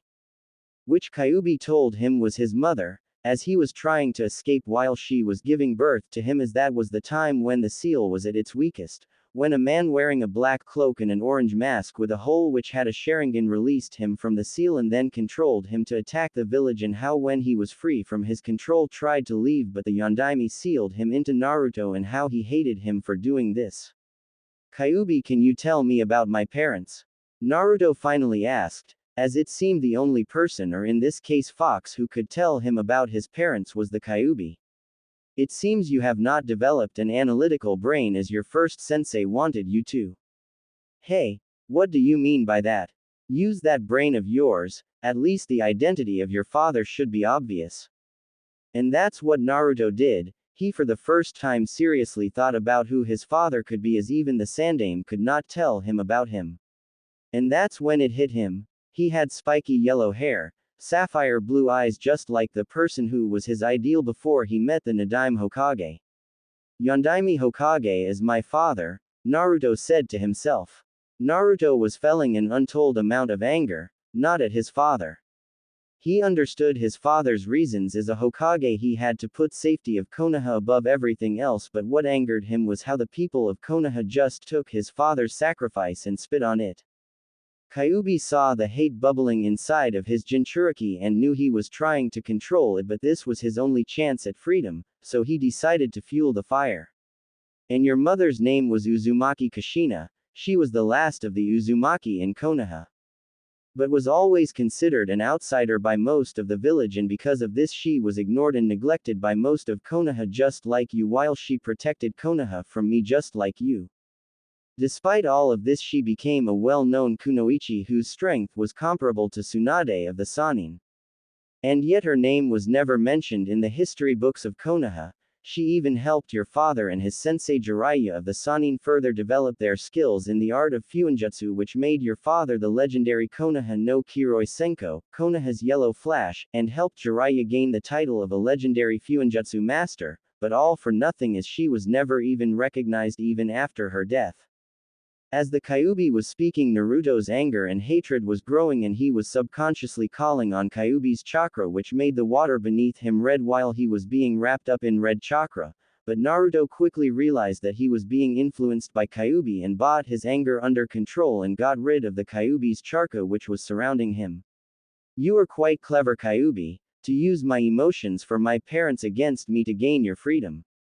But I was not trained by Tobirama-sama for 3 years only to lose control of my emotions, Naruto said to Kyuubi. But it is to be expected, as you are just a being just trying to gain your freedom, but I as a Jinchuriki cannot allow you to gain your freedom. Also there is that masked man you told me about who can control you with his Sharingan. Kyuubi roared in anger at the mention of that man, but Naruto was not affected by it.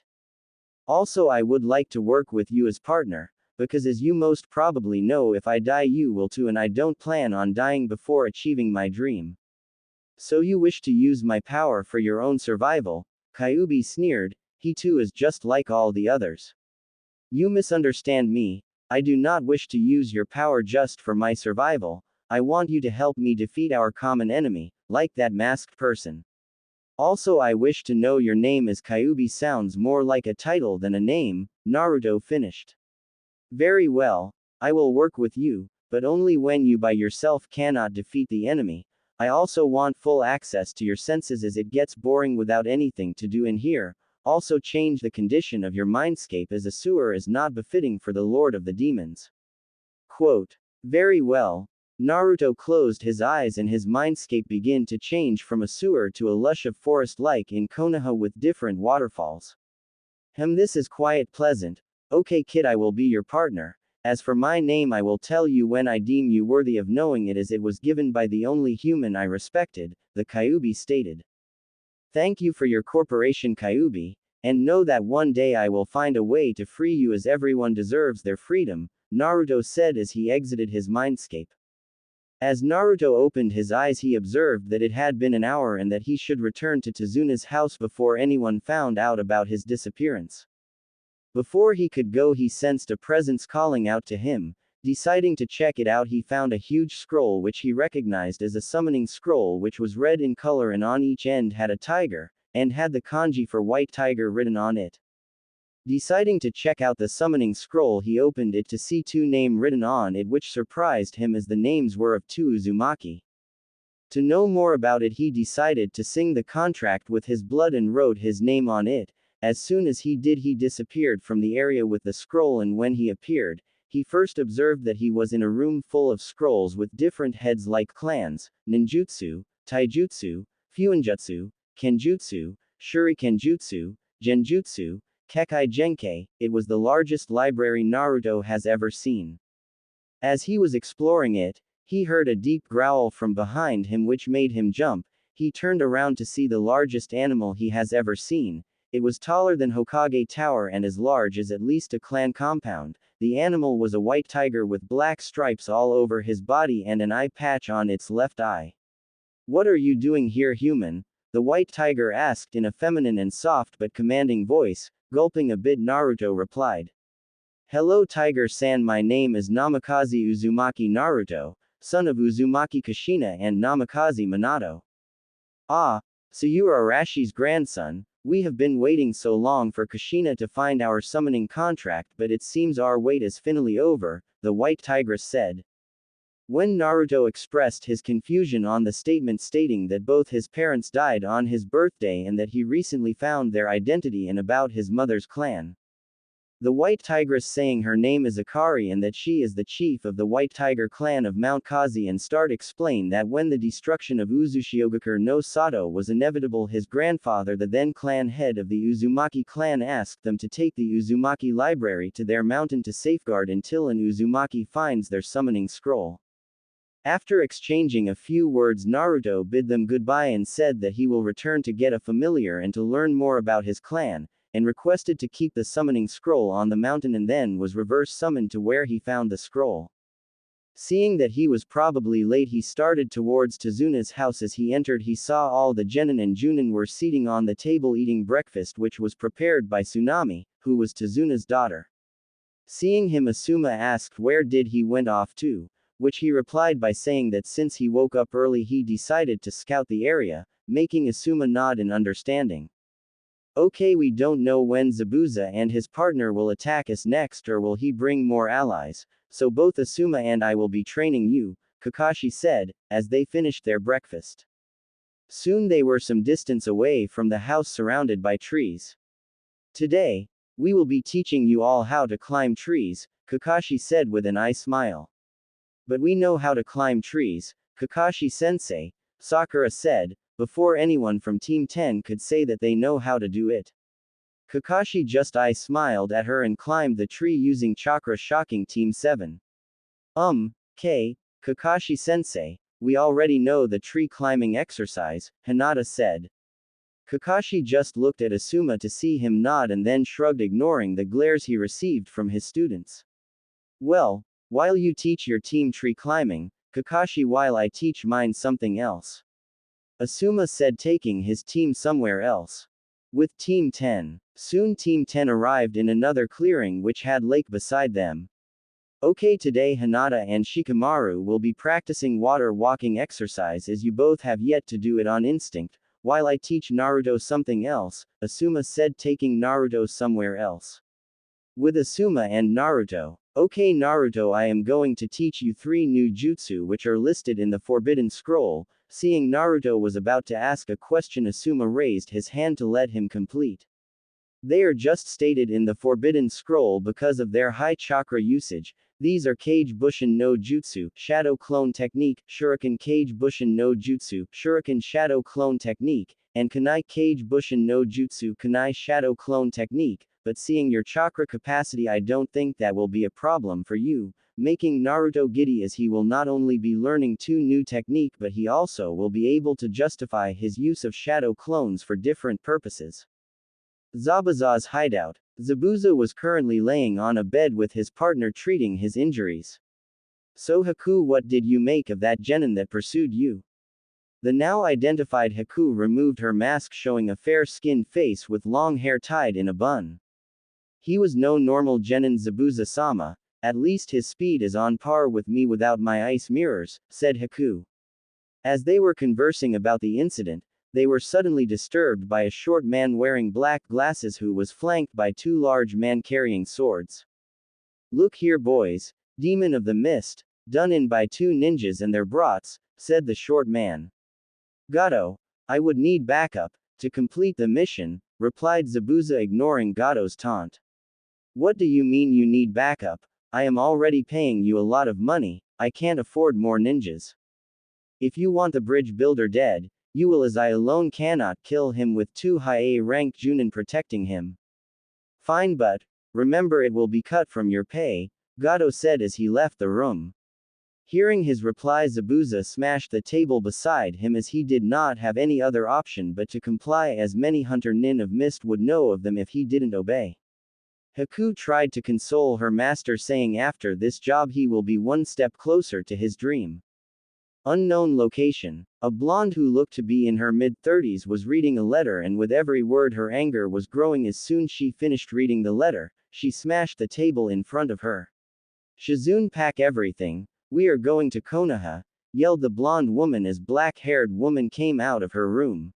Hi, Tsunade-sama, Shizune replied.